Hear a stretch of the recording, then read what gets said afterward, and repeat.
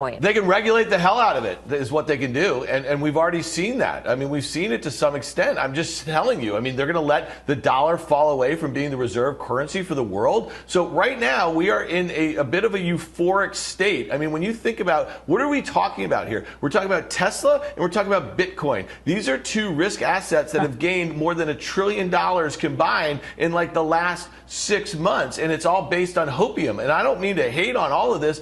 All these people who are making a ton of money on both of these things just understand that there's got to be some sort of gravity that takes hold at some point, and the two of them combined make for, I think, a really difficult situation if they both start going down together. And the ripple effects that we will see across currency markets, financial markets, and the such could be really great. No one is talking about it right now. There are no more naysayers in Bitcoin. So I would just say to you, have at it at 45,000, because you've taken out everybody who thinks it's a scam. Yeah, it is approaching 45,000 as we speak.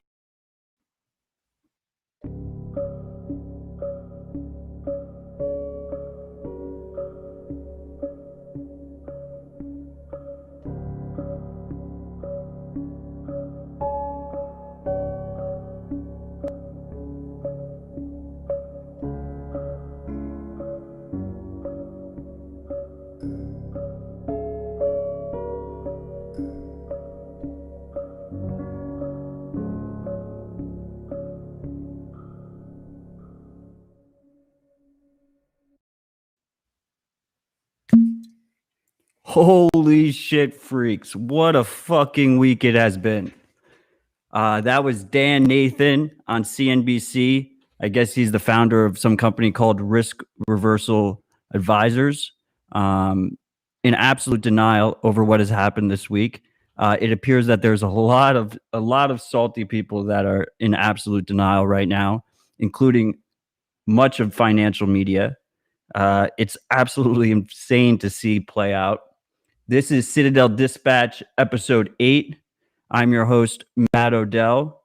The live show about Bitcoin distributed systems, open source, and privacy. Thank you for joining us for another week. We're going to have a really fun Bitcoin Tuesday. I got my good friends, Future Paul and NVK here to join us. NVK was with us on the first episode. You may know him as the co-founder of CoinKite. Me and Paul have become close friends over the last year. Probably most famous for being a co-founder of The Verge, and he was on The Verge cast for a long time. One of my favorite non-Bitcoin shows. So what's up, guys? How you feeling over there? Go ahead, Paul. It's your first time. I feel great. Did you notice he said ripple effects? You think he's long XRP? Oh, wow. Matt has always been a shield for XRP shield. He's Army. I'm just gonna have to end the episode early. Go dump, man. Go dump. I'm stoked to be here. Although it really is, we're getting to the point where all-time highs only like count in like 10K increments pretty soon. You know, like a 1K all-time high is not that big of a deal. So I mean, let's talk about that for a second. I mean, yesterday we had a $9,000 daily candle. In March, the price was like $3,700, right? So I feel like people do not really realize the gravity of what the fuck is going on right now. We're about to just have our faces ripped off, right? They won't see it. Like I said, there's a fucking tsunami of money coming. Like the amount of like private messages I've been getting from people that work at like big organizations, and they're all looking into it. I don't think people comprehend the amount of money that's coming. It's like retail essentially just became irrelevant, right? Like it doesn't matter how much coins retail buy now. They won't make any difference in the price anymore. That's how much money is coming in now.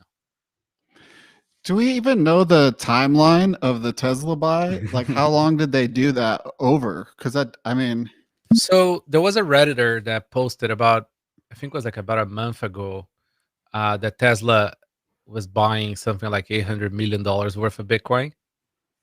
It was not taken seriously, right? But hey, it turned out that they did. But again, I don't know. I've researched the info on Tesla. There is no info. So for all I know, they bought something like GBTC, or they bought a position on somebody else's stash, and that's why they didn't release any information, right? So it's like it's $1 billion of news. There is no BTC so far to be accounted for. I mean, there could be, and they don't want to talk about it.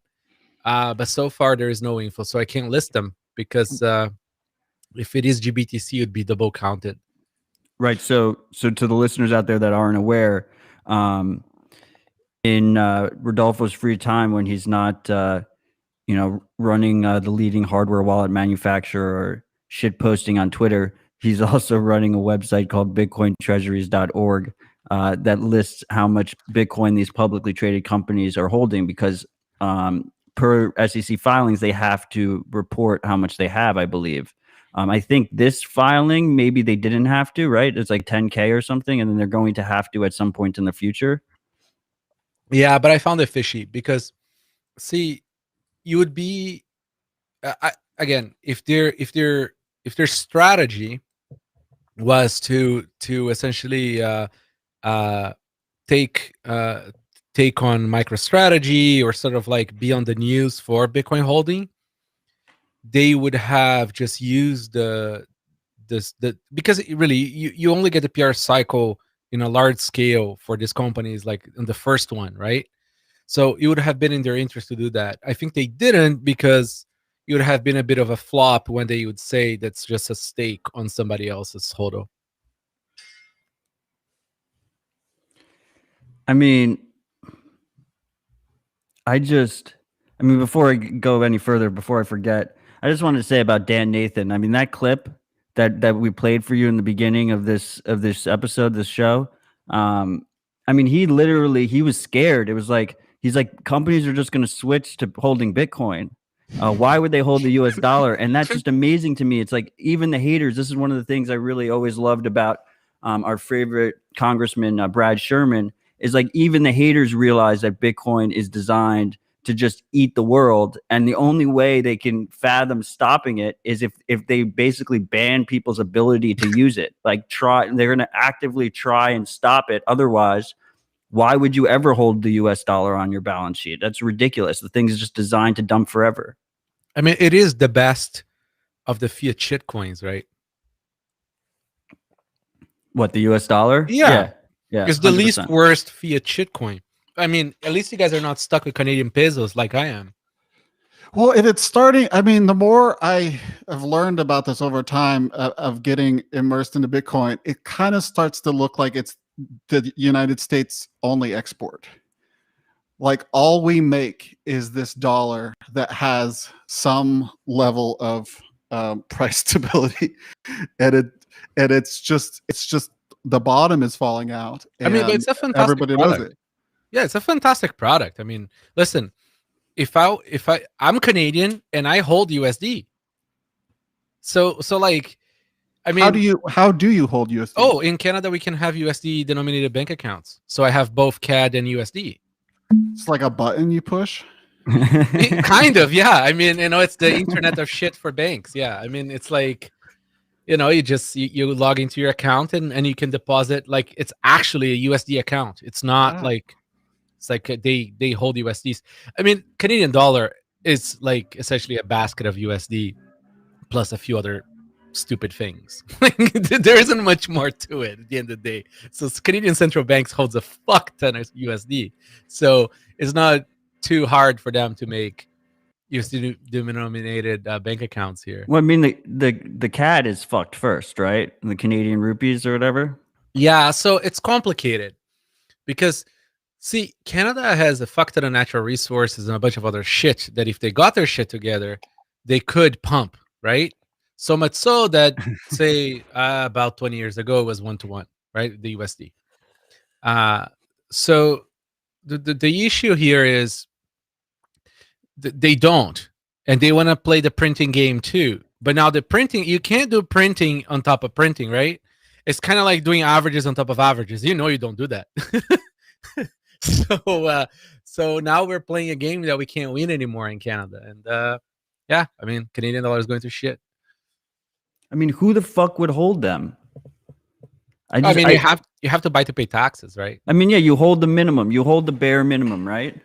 Well, but also the banks bone you when you try to exchange, right? Between the you know, yes, you can do, if you do a large volume of USD, you can have a proper FX account, right? Even if you're on like I'm traditional not bank. even talking about that, right? Like who, like there's this domino effect that's happening, and I think even, you know, I'm overwhelmed with this feeling that I feel like everything that needs to be said has been said.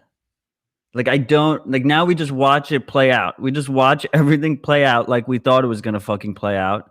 But And in some ways it's happening at the speed that I expected, but in some ways it's blowing it away. Like I think Elon has a bag. I thought Elon had a bag, right? But for Tesla to come out of the gun so quickly with such a large purchase, $1.5 billion they put into Bitcoin, is just I was completely caught off guard. I was completely caught off guard, and I feel like I thought they were going to be one of the later companies. I thought they were going to do it, but I thought there was going to be a bunch of smaller companies that were a little bit more nimble. You know, stuff like MicroStrategy, where you have a CEO who has a lot of control. And I thought the bigger companies would happen later, but now we just like jumped the gun. And it's like you hear rumors and stuff. Is Apple going to do it next? Is Oracle going to do it next? And it's just like, are these guys? There's like two sets of boardrooms in America right now, globally, right? There's the boardroom who's just like completely in denial. That's like, this is Beanie Babies. And then there's the boardrooms that are just like scrambling. They're just scrambling to get as much Bitcoin as they possibly can as soon as they fucking can. And we're just going to start seeing like $10,000 daily candles. Like that's fucking crazy. Well, I mean, as soon as we cross 100, things get more interesting. And then, I mean, like, all the money's coming, right? And half of the world out there have no clue what's going on in the world. So the way I see it is things really get interesting once we start like getting to half or all the market cap of gold. That's when shit really hits the fan. Oh, we have Crypto Clydesdale just commented through our Twitch account, Citadel Dispatch on Twitch. Welcome. I think more people should use the Twitch stream because Twitch doesn't fuck me on my outro music. So consider it as an alternative to YouTube if you're currently using YouTube. Twitch has the best chat. Yeah, exactly. I would love if more of the audience started using Twitch, even though it's still owned by one of the evil empires. I will say there is something that is slightly less like as big of a deal as Tesla obviously is. It is slightly less respectable than Apple just because of Elon Musk. So like there is still like a whole nother level up to do once like Apple or like one like the FANG stocks or whatever. Oh, for sure. Once they get into it, then it's just like it becomes like the boring thing to do. So was that a pun? No. I mean, it's pretty. He's the best, richest man in the world ever. You know, he's we got hilarious. like this professional troll. Like someone said, what I thought was like a pretty decent take was like if Elon, there was nothing Elon could do to piss off the Elon haters more than buying Bitcoin. Oh, it's like worth the ultimate troll move. Yeah, it's worth $1 billion right there, just for that shits and giggles, right? I mean, it's only 4% of Tesla, anyways. And like Bitcoin is what, 7% of the gold supply, so the gold market cap.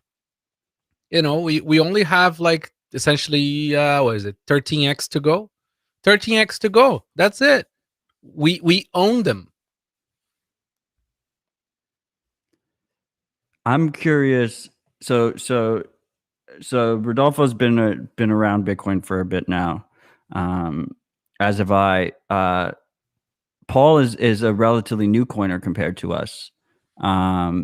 This is his first real bull cycle after being in a bear. And I'm curious, like, where's your head at right now, Paul? Like, what is your, when you woke up in the morning, like what were you thinking?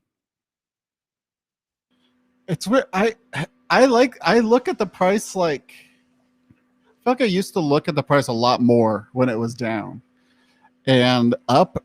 It's like a solved problem, you know. It's like, well, it won, so I don't need to like it. I don't need to worry my head about it because Bitcoin won. You know, that's how I feel about it right now.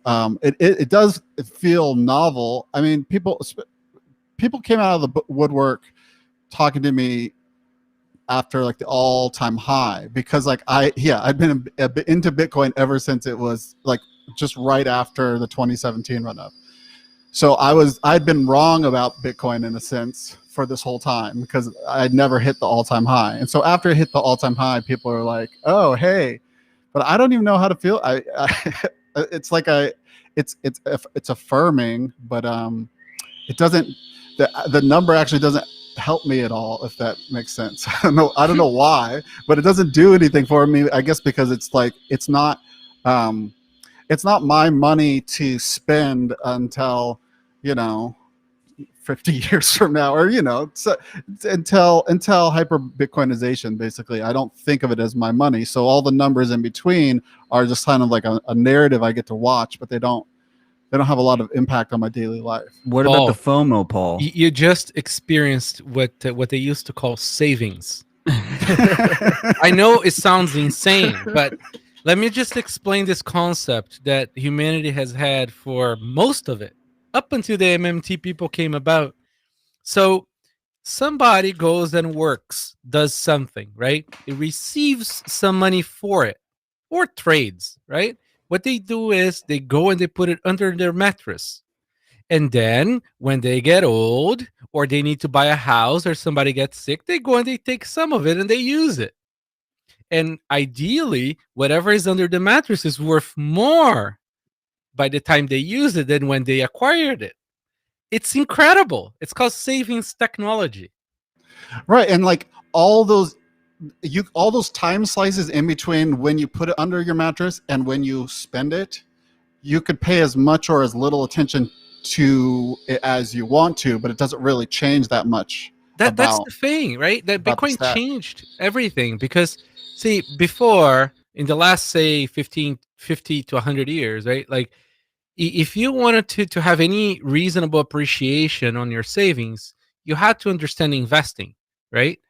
And if you are a retail investor, you're a sucker, right? You barely make against real inflation or asset inflation, right? Sure, you know, there's the bullshit CPI sort of number that doesn't really exist. So this guy so you go to your banker or whatever and you say, hey, you know, like, you know, they'll put your money on a mutual fund or something, and then hopefully you beat inflation, right? So what you do is you go and you read all the stupid books on how to invest, right? And then you essentially stock pick.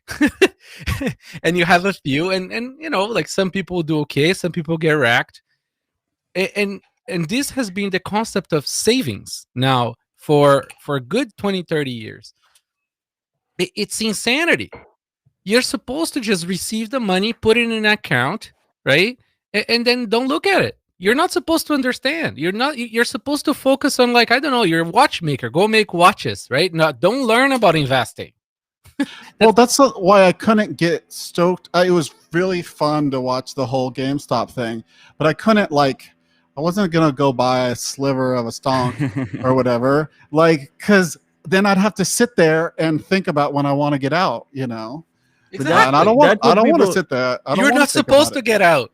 That's what people didn't. Point. That's what people didn't realize. Like, there's, and I guess part of the reason I'm overwhelmed is because it feels like the 2017 level of bad takes and shitcoiners and charlatans and shit have just amplified even more since 2017. But there was so many bad takes about how, like, DeFi fixes that, and Ethereum DeFi in quotes. And that's not that you're thinking in the wrong paradigm, right? Like, what fixes it is having a good money that you can hold that increases in purchasing power over time, so you don't have to gamble on this bullshit casino. Yeah, I mean, DeFi means definancing suckers, right? Like, I mean, seriously, like smart people that I know that are into this stuff make a fucking killer. When there is smart people making a fucking killer, it means that there is another end of a bunch of suckers losing a fucking much, right? It's amazing to me that people don't see that. Okay, You know, so with Bitcoin, like nobody's losing on the Bitcoin trade here, right? Like you're buying, you're holding. It's not like there's some other person who's like you're the fish. No, like it's just everybody's winning here. so speaking of smart people, I really like to take people at face value. And Elon right now looks like a very smart person for buying $1.5 billion of Bitcoin. And we know that's smart. But also, I follow a lot of Bitcoiners that I really respect, and none of them shill Dogecoin. So like there is something that's really either dumb, or obviously it's trolling, or nefarious, or I don't know what, but the Dogecoin shill is it makes him look stupid to me a little bit, you know. I think he's fucking with the SEC, and he doesn't care about the plebs in I the think process. it's trolling. I mean, like Yeah. Doge is fun, was fun.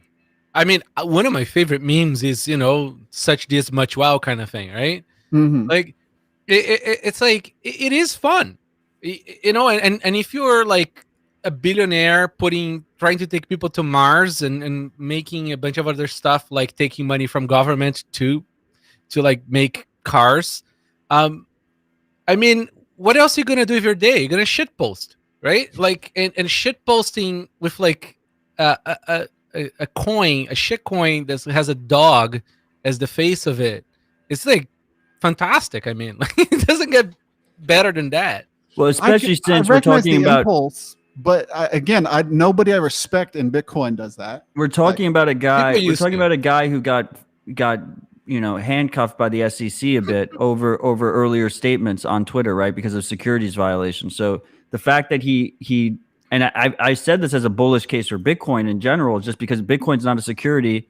These guys are going to start realizing they can pump it themselves. He changed his bio and it pumped $7,000. This is his Rumspringa. It's the same case with Dogecoin, even though that securities laws are ridiculous. Like that's just a ridiculous concept. But for whatever reason, Dogecoin doesn't fall under them.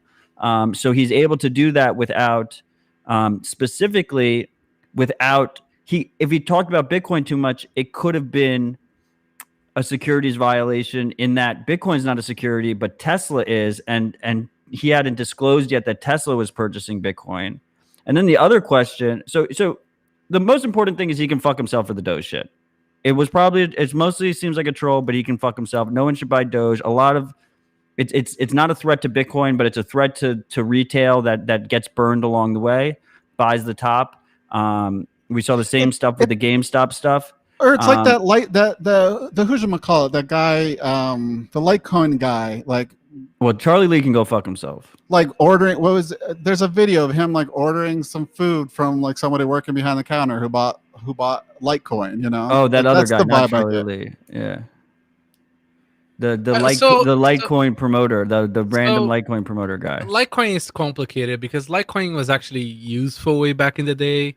It was nice to have a secondary chain that had some reasonable sort of protection on it. It was not a pre-mine. Like it helped to the SegWit stuff because it was able to prove that SegWit is not broken. So it is a shitcoin. It has no purpose now, right? But it is different, right? It's not like Ethereum like used to have essentially bake sales in Toronto, where they would do these events and try to sell. Like it was exactly like timeshare.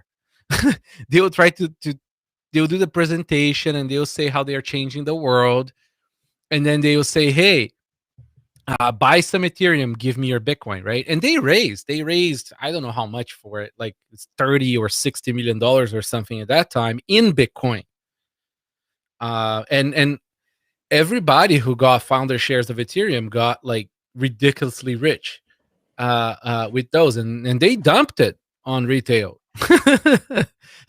So yeah, it's a pre-mine and all that stuff. So I think there is a difference there.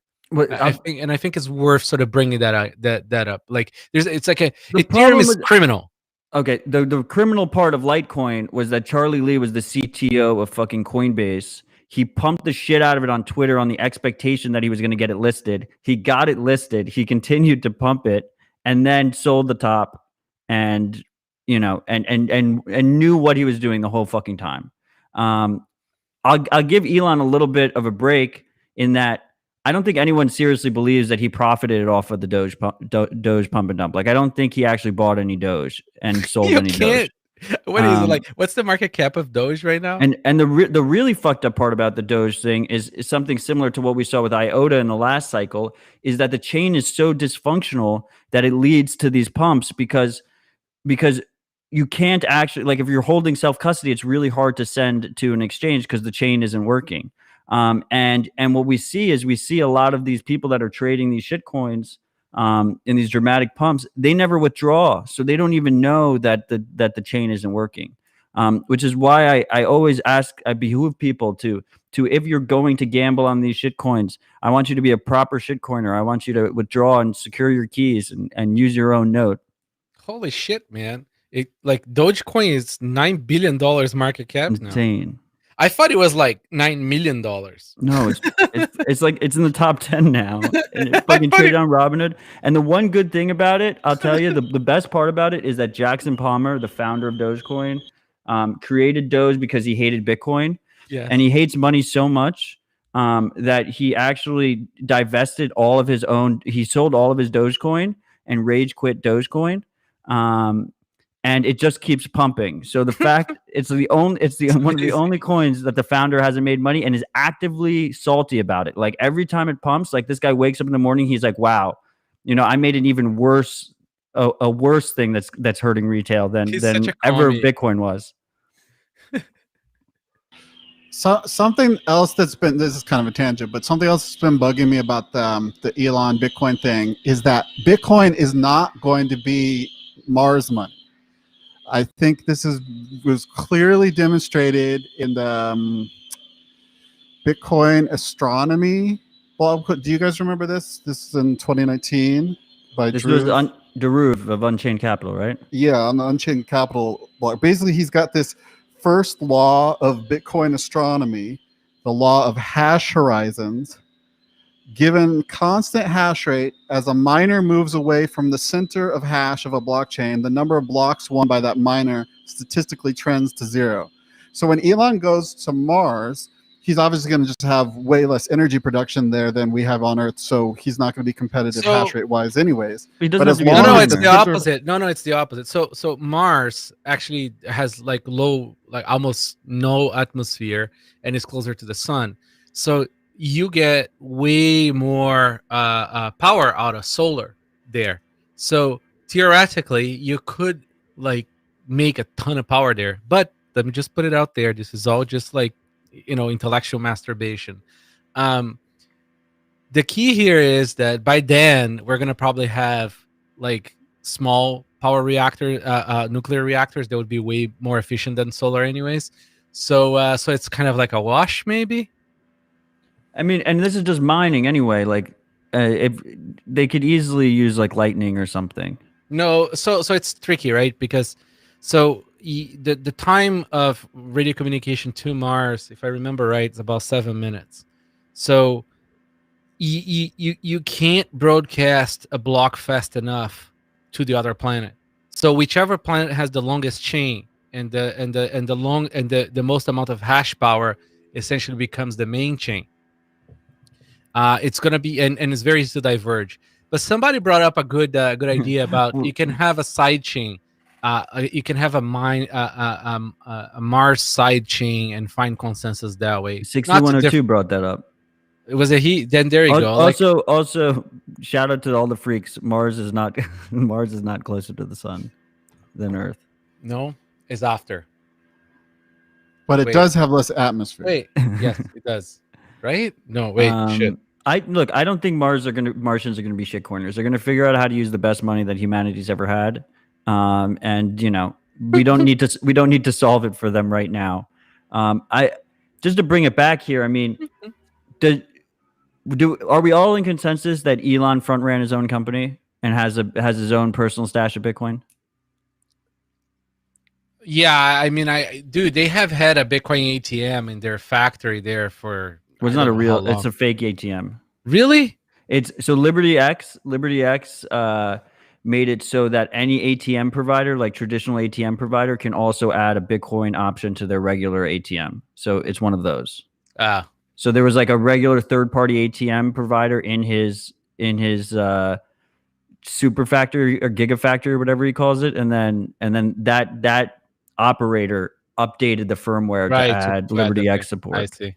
Anyways, I doubt that there is any technically like a technical guy who's sort of like more on the libertarian side out there who doesn't have Bitcoin out of these sort of like big time people. I'd be very surprised if they don't have some personal stash. So I mean, all these guys are going to front run their own companies. Oh yeah, I mean, but these guys don't need money, right? Like they're doing probably just for the shits and giggles. No, they like being rich has ever stopped a rich person from wanting to accumulate more. Yeah, wealth. but it's different though. Like, I can't imagine like Elon waking up in the morning and looking at his Bitcoin hodl and saying, "Hey, I just made an extra 20% on my stash," like most of the freaks would. It's just, it's guaranteed money. I think it's guaranteed freedom. I just think he's still engaging with it at a really surface level, and this is all because of the Doge tweets that really threw me off. I don't know. I think Doge is more of a signaling mechanism that you're more aware of the. He's not talking about DeFi or any of. He's not saying crypto or Doge is blockchain, right? Like when someone says crypto or blockchain, it's a signaling mechanism to me that they're just completely missing the plot. And A obviously, he has Doge meme is like something like, someone who's been in the space for a while thinks Doge is still hysterical. Here's the test. I have a good test. Can somebody try to find out from Elon if he knows about barbecue coin? If he knows about barbecue coin, he is definitely OG and he has some Bitcoin. I'm just Googling barbecue coin real quick. It's BBQ coin. Mm-hmm. Yeah, it's like it's right from the early days of everybody just forking core, changing some values, and launching their own fork. My point is, if you're a CEO of a public company, you buy Bitcoin ahead of time. Then you announce your company is moving some of their treasury reserves into Bitcoin. No, that's illegal. That's totally illegal. You can't do that. They wouldn't risk it. That's what Saylor did. No, he didn't. Saylor front ran his own company. Yeah, he admitted to front running his own company. He disclosed to the board that he did, and then he did it anyway. Yeah, there must be like some caveat there. Dude bought no, because it's not a security. It's a loophole. It's a loophole in their bullshit system. Like it'd be like if a company put gold on their balance sheet, and CEO none of those laws should exist anyways. I feel like somebody during the Bitcoin for Corporations seminar or whatever it was called. I feel like some of the accounting people were talking about like phases where sometimes they're like frozen, where their employees can't buy, and then they are unlocked, and then they can buy. I don't quite understand. It's tricky. I'm certain that like he checked to his lawyer. Seriously, especially if you're a U.S. resident, right? I mean, like, you don't want to fuck with the SEC. So I'm certain that he checked his lawyer on the right way of doing that. There might be a period. Who knows? Maybe it's like 30 days or whatever. That's what people don't realize. It's completely legal. Yeah, it's whatever it is. Everybody does insider trading. There is no other kind of trading. This isn't insider trading because Bitcoin is not a security. No, I understand. But what I'm just saying is like all the security stuff is bullshit. Should all just be a free for all. Fuck all this. Oh no, I agree. I 100% agree. But it's also fucking hysterical that this like loophole exists, and it exists in a way that's going to end up, defanging everything that they have built in terms of regulatory framework. I love the fact that he keeps on repeating now on every appearance that Bitcoin is not going to replace the dollar. He totally clued in that is the best strategy to not have the Bruce U.S. Taylor? government go after. Yes, it's So brilliant. you think he doesn't believe that, right? Of course not. Like, there's no reason to hold dollars No, I at mean, the end of listen, the day. The guy is literally doing a speculative attack on the dollar. And he's like, hey, we're not going to 650 replace the Like, I mean, dollar. come on, dude. I mean, seriously, right? How are you gonna buy coffee? Yeah, exactly. But you know, it's quite brilliant, right? Like, because you don't want to bring, because you know, like inside like this agencies of the government, there is smart people, but there is also a ton of fucking dumb people, and there is a lot of dumb middle management who actually makes the decision what to go after, right? And I'm sure the small smart minority of these people have been sort of telling their bosses, dude, this Bitcoin thing is a big deal, we need to go after it, right? But you know, all these big bosses probably say, no, it's not gonna go anywhere. Look, Michael Saylor is saying on TV, it's not going after the dollar. Holy shit, 49. Well, so 49 is the bottom price to those watching the stream is the BISC price.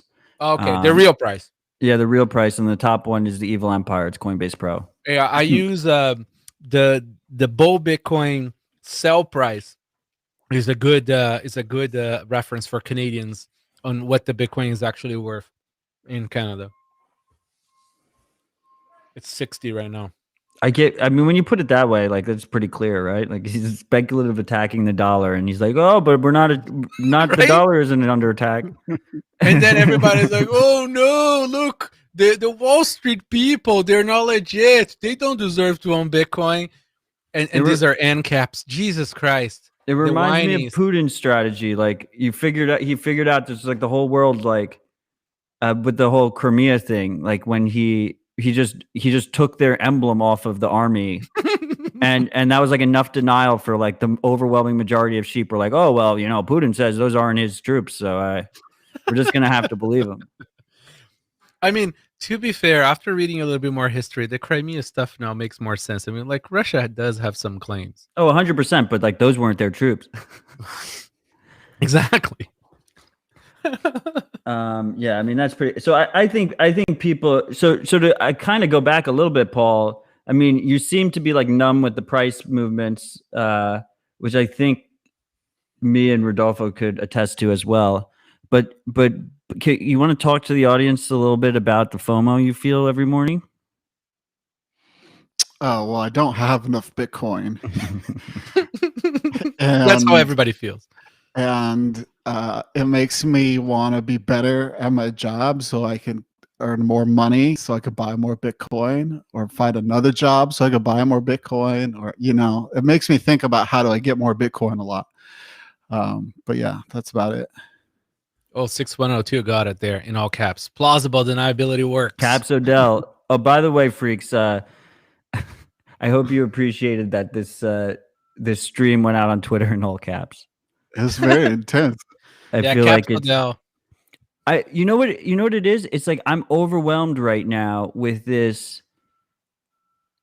I guess spot is not legal there, right? For you I to just chill. feel like no one is listening.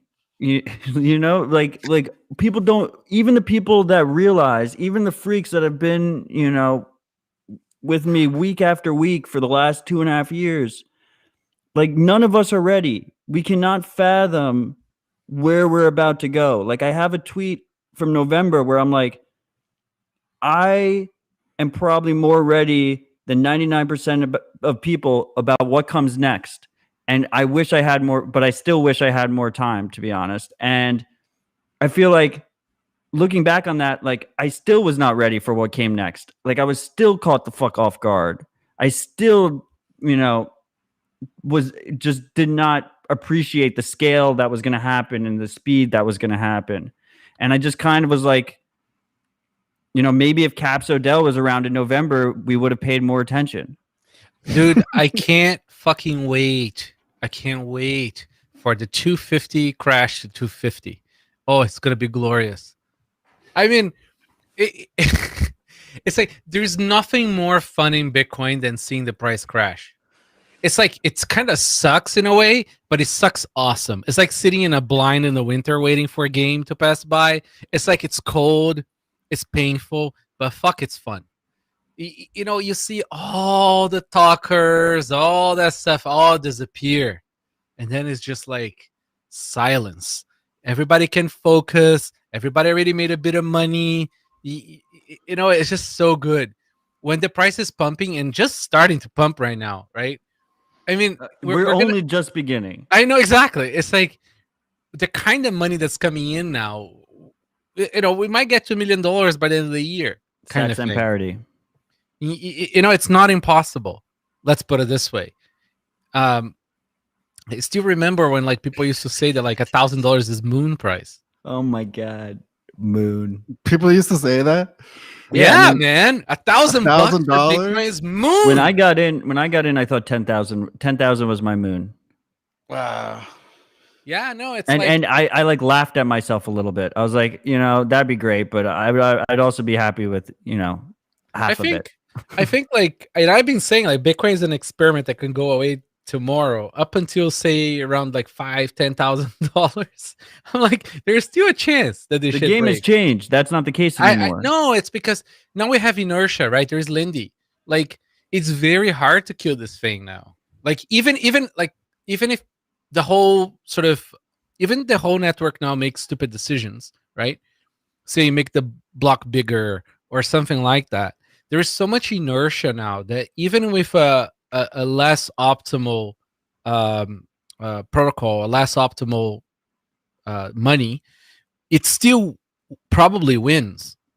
That's how much inertia there is now in Bitcoin, right? Like, it's just so much that like governments clued in that they clued in late. So now they just sort of like probably trying to figure out how they capture the capturable and how they capture some of the upside as well, right? There is no government talking about banning Bitcoin anymore. Have you heard of any? I mean, India literally. Okay, but India say all kinds of shit on TV, right? I mean, like, I'm fine with it. I expect them to. They're borderline authoritarian over there. I they think did the whole KYC with the cash. Go ahead. It's so cool that banning Bitcoin is like a total admission that your money is a shit coin. That's the cool part. You can pretend that you have a good money until you have to ban a competitor. Yeah, then you're anti-choice. Then you're anti-freedom. Yeah, because like Bitcoin, it's just this little thing. We just made this thing with some computers. We were just playing around with some cryptography and got some Raspberry Pis and stuff. There's nothing going on here, but it's not money. It's not USD. Yeah, I mean, it's so easy for me to see Bitcoin as a thing that already works, because like I grew up in Brazil, right? And we had like 10 fucking no, actually no, my generation had 3 or 4 failed currencies and a bail-in haircut, right? It's just so obvious to me that like back then the race was like, how much can I capture? How much like a USD can I hold, right? So you try to scramble to buy USD at whatever shit rate you could get, because it's better than your money just losing 20, 30, 50% value per year, right? So Bitcoin is just so obvious, right? I mean, like, you have this thing that appreciates. It's not like the volatility sucks for a person in that situation because they don't have enough capital to just survive the fluctuation, right? They have to sell a bit, so they might sell at a loss. But even then, it's still much better than their garbage currency. Like, there is no questions anymore of the validity or usefulness of the system. I mean, like, look at gold. Gold has been a fucking like pet rock sinking. Well, I love it seems so obvious now in hindsight, but I hadn't thought of it until Saifedean started like this new book with this idea of like the reason fiat won is because it's money across space. Like, yes, gold was money across time, and that was great, but actually we needed to upgrade for a global society, so we had money across space, and now we've got money across time and space, both worlds.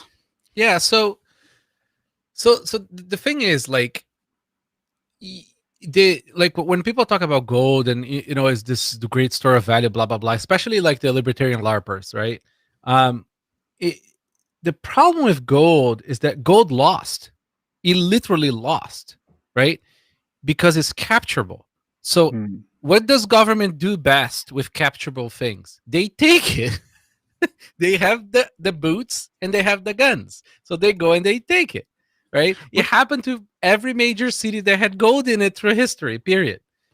What percentage of Bitcoin right now do you think is capturable, like with a phone call? Like, I'm just gonna call up Grayscale I'd and say 10. Coinbase. There's at and least Kraken. $1.5 million on Coinbase between So- Coinbase Exchange and custody. So from my numbers is about 10 to 15%. It's like one phone call. And then 2 phone calls, you probably capture like 25% of Bitcoin. What's a two phone call? Well, 2 phone call is kind of like say like there is a billionaire known for having coin himself, but it's not necessarily his business. It's not necessarily sitting on Coinbase, but he's not willing to move because he has way more money somewhere out, like on other things, right? So instead of just being one phone call to Coinbase saying give me the money, it'll be more like a phone call to the police people saying go tell the guy, and then go talk to the judge to get it. It's like what we warrant to go saw get from it. that Silk Road hacker. He hacked Silk Road. Yeah, it's like a 2-step thing instead of They one figured step. out who he was. They figured out who he was, and they like sent him a letter. So yeah, so I think 25%. and he had to manually give them the coin, right? But he just cared Yeah. about his freedom enough to do it. That's exactly right. It's like people who will forfeit it so they don't go to jail, and they're not willing to move because they have other shit going on. Which is a So- lot of people. Well, yes and no, right? Because a lot of people would not move over tax hikes, but a lot of people would move over 100% forfeiting kind of situation. So it changes the dynamic very quick. I guess also the dynamic, if like the majority of what you own is Bitcoin, Exactly, right? I then mean, it becomes more likely that you'll go down with the ship, right? no, what happens is you have a boat parade, and then there's a very bad weather, and then there is like all the boats sink So- that day. I've been trying to add more regular segments to this show, and one of them that I really like the idea is how would you kill Bitcoin, and I feel like it really fits. It fits into this current conversation well, so might as well just bring it up now. Do you think that? And let's pretend we're the most sophisticated actor in the world. You're the U.S. government. Do you think the U.S. government could stop Bitcoin right now if they wanted to? Probably. I don't know if they would be willing to pay the price. What do you think, Paul? My pet theory of how the U.S. government could kill Bitcoin is by embracing it and then like taking over the software development and just making really awful software that nobody likes. That's hard Yeah. to run, and it just like Gavin gets slowly worse. Yeah, that's Operation Orchestra. Like What's slowly, yeah. Google, go on YouTube and watch the presentation by the FreeBSD guy in 2014 about Operation Orchestra. It's totally worth watching. That's exactly how they destroyed OpenSSL, for example. You just make a bunch of very bad decisions. You make the software awful. There's no documentation, and then it just add all the bugs that you can exploit later. Right? Yeah, you sneak in some inflation bugs or Yeah, the totally. double spend. Yeah. And then you can get a whole bunch of FUD going and But you know, they have the capabilities to do a war of attrition in many fronts, right? So in one side they print and buy, right? And they could even print, not tell anybody, and buy. They can use one of their hedge funds, like, you know, the government arm, like Andreessen Horowitz or one of those. And then on the other end, they can introduce a bunch of friction and then a bunch of grief on the Bitcoin core sort of development, like they did with changing blacklist variable there, and everybody got pissed. And then they can also sort of like build a fuck ton of ASICs and then go and like destroy those the factories that sell to everybody else, so they could own Bitcoin mining eventually. There's a lot of ways they can do it. But again, the level of coordination, money, and grief, Motivation. There would have to be like a yeah. lot of motivation. I'm not a huge government conspiracy guy because like they are all incompetent.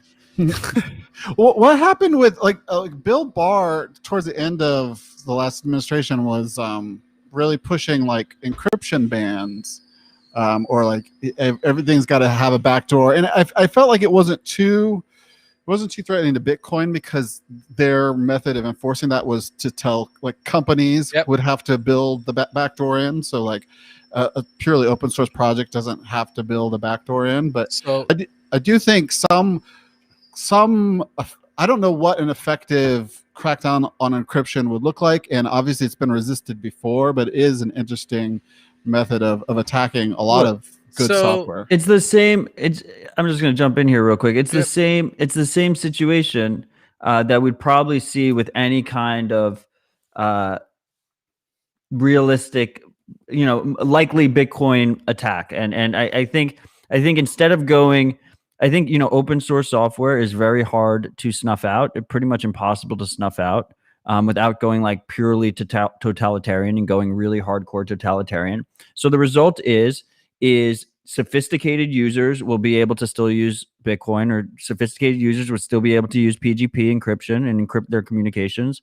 But that average law-abiding American citizen, that average law-abiding citizen won't get the benefit of easy encryption in iMessage, or easy encryption in Signal, or easy Bitcoin payments through Apple Pay, or an app that you just installed from the App Store or something like that, right? Let me just say something that you're not going to like. The sheep will always get fucked. Seriously, the ratio of humans that get screwed as not opposed if we to go all caps. Yeah, no, the ratio of screwed versus screwy is going to remain a constant through humanity's history, period. There's no way out of that. See, the difference between pre-Bitcoin world and post-Bitcoin world, we're going to probably change the year system like we did for Jesus. It's going to be pre-Bitcoin, post-Bitcoin. Is that before Bitcoin, the average person was not able to do anything, right? Like they just did. There was no way for them to carry a chunk of gold or to do anything. Really. They had no access, right, to freedom, essentially. If freedom really comes from money, right? And post Bitcoin just means that like now any person can have 24 words and have their wealth completely in outside of meat space, right? So what Bitcoin gives the average person now is just the possibility, right? But all we can do is take the horse to the water.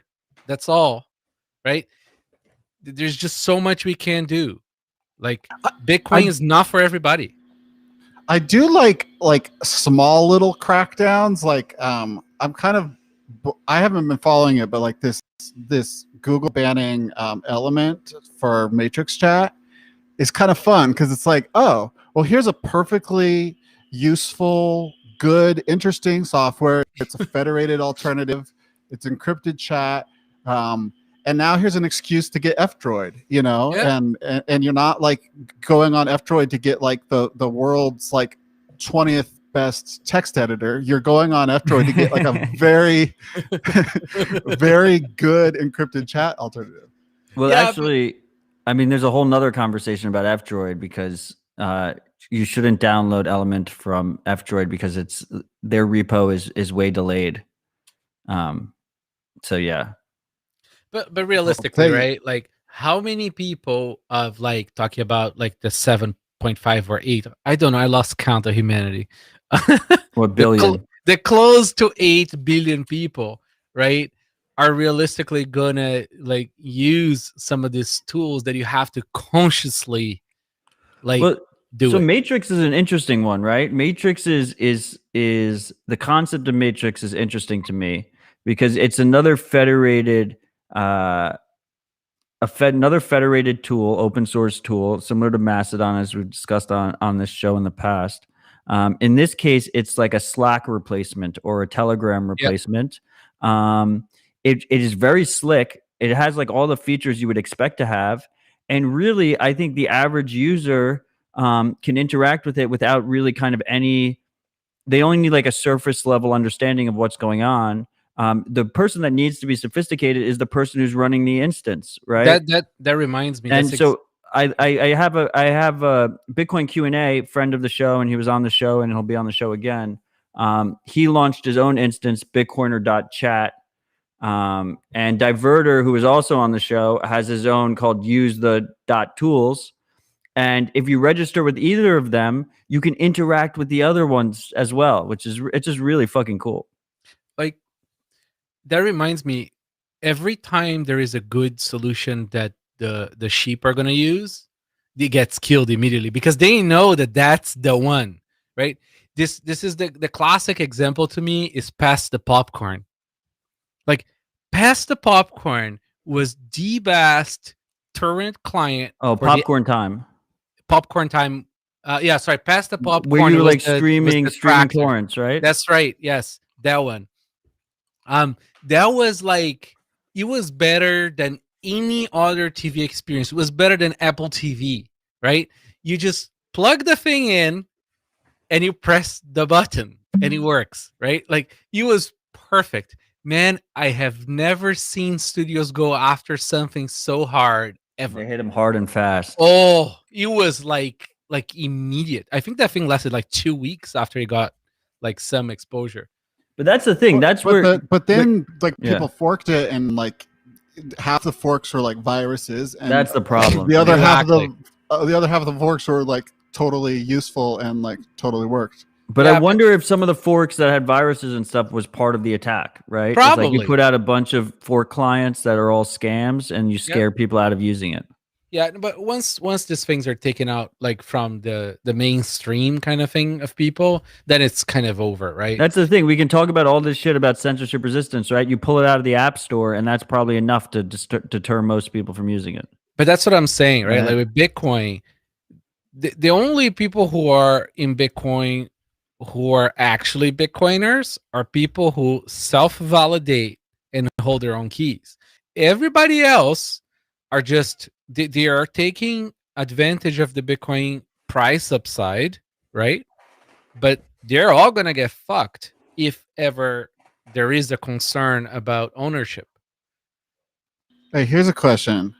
If Apple and Google decided that Bitcoin was their number one enemy and they would do whatever it took to get rid of Bitcoin, or the US government, this is an alternate scenario, decided that Bitcoin was its number one enemy and it would do it whatever it takes, who has a better shot at shutting down Bitcoin? Well, the thing is, if the US government does it, they'll do it through Apple and Google. Exactly. Right? They like, look are at the arms. TikTok. This is the thing that's crazy to me about Bitcoiners. It's just infuriating about some Bitcoiners is that they were pro TikTok ban. And some of them are on Clubhouse right now too, which is kind of interesting that you have a Fuck Clubhouse. but the difference between if it was a Chinese app versus an American app, all of a sudden the corporate surveillance is fine. If it's a US app, but if it's a Chinese app, we got to ban it from the store. But I think you can easily drum up support for this stuff. And I mean, if I was in a position trying to kill Bitcoin from an American government side, what I would do is I would start declaring Americans terrorist organizations, and then I would say that those Americans are using Bitcoin to fund their terrorist operations. And we're already seeing the first step of that with our current administration, where they're coming out and they're and to be fair, we saw that with the previous administration on the Antifa side. So now we have a very opaque, and it's always been that way, to be honest, a very opaque, not transparent way of dictating who's a terrorist and who's not. And it's just a very simple step after that to say that they use Bitcoin because, of course, that people that, they're being censored on all the other platforms. So, of course, that they're going to end up using encryption in Bitcoin, right? But Matt, this is why it's so important for the privacy zealots to understand that, like, it's like all these publicly traded companies buying Bitcoin, all these politicians buying Bitcoin, all the Coinbases of sorts, all these entities are moat for us. The more Bitcoin all these entities have, the better it is for us. Because, see, the US government is not going to crash its own stock market I know, it's so beautiful. making it's exactly, it's like, you can't win the game, okay, until you play their game with your game rules. See, this is why it's so beautiful, like what Sailor is doing with the speculative attack on the dollar. It's He's fucking not attacking brilliant. the dollar. And then goes on It's TV, gold. and then goes on fucking TV with a straight fucking face and says, "We're not coming after the dollar." It's fucking amazing. This is what we need. We need more of that. We need like another 100 guys doing that. It's hard to say that Bitcoin is only used by terrorists when the richest man in the world is buying some. Exactly. You want all these symbols, all these people who, you know what I mean? Like you want a lefty symbol, you want a righty symbol, you want a center symbol, all these people to be Bitcoiners. Just a little pause here for a second. I guess we had a freak in the comments asked if we would do a cold card giveaway. Rodolfo, are you on board for that? Fuck him. No, I'm kidding. Yeah, sure. I'm thinking, what do you think about, should we do like a Coinbase Pro price in an hour from now at 1900 Eastern time? If you can come up with something more juicy, we can give a whole block clock mini up. What do you think? I'm thinking about something that they can just put it in the comments and like we'll know who wins in the future. Well, that's easier. Right? And like the price. Yeah, sure. Let's do it. Wait, no, seriously. And I don't want to do the Bisq one because otherwise they're all just going to put in a prediction like 5 minutes beforehand that the liquidity is so low that it's just not switching. So we're going to have to use the Evil Empire. So should we do closest to the price? Closest to the price at 2400 UTC. So in 57 minutes from now, closest to the price without going under. Yeah. So okay. So how about this? The person that gets, if anybody gets it close to the dollar, gets a block clock mini. One person, of course. And then to win the second, like the cold card, it could be anything. Whoever's the closest. But to win a mini, you have to get close to the dollar. Okay, and you have to be within $1 to get the mini, but if you're just closest, you get the cold card. Yeah. Is it $1 too little? Should it be $5? Let's do $5. Yeah, $5. And if it doesn't show up in the video, you're not included. So make sure that if you comment the price, it needs to show up in the video between now and but guys. Well, what happens if they put in 2 predictions? That's not to me, man. I hate contests, like in terms of like being the arbitrator of it. Yeah, me too. Okay, if you put in. Oh, how about, yeah, if you put 2, then the one that's the worst is the one that's yours. Yeah, if you put it. Okay, so Okay, you only can put in one. How about this? Starting after. Let me find here a person. Okay, ZX Flea. Yeah, just one entry. What? Yeah, so after ZX Flea, start again. Okay. So yeah. there's ZX Flea says at Econo Alchemist something. Right. There you go.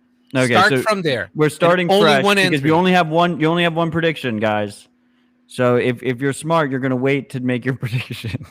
Wait, how long could they wait? Right? They got to put it in before the cutoff. Yeah. What's the cutoff? So 10 minutes before we cut it off. Yeah, sure. But I don't care. Yeah, we're gonna cut it off 10 minutes before. Ooh, we can make it even more fun. We're gonna at some point between now and an hour from now announce it's a cutoff, and you're gonna have. And that's Okay, it. yeah. If you're not in by the cutoff, then you're not in. Yeah, we're like just that. not telling you when the cutoff is gonna be. Okay, Rodolfo, you're gonna choose the cutoff. At any point during our conversation, just hit us with a cutoff. Nice. All right, we're gonna Okay. do that. That's Cool. more fun. I love 6102 does 4060-102. Strong brand right there. That's Okay, right. great. Cheers, freaks. It would be pretty amazing if he wins, though.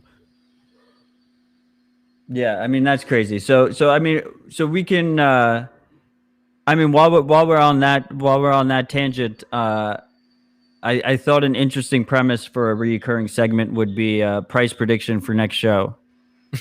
Where do you think the Bitcoin price will be on Tuesday, Rodolfo? Ooh, Tuesday, man. Next Tuesday. Okay, can I give two predictions? A bear and a bull. Sure. All right, my bear for next week is another whole fucking week of like 40s, and the bull is we jump to 60.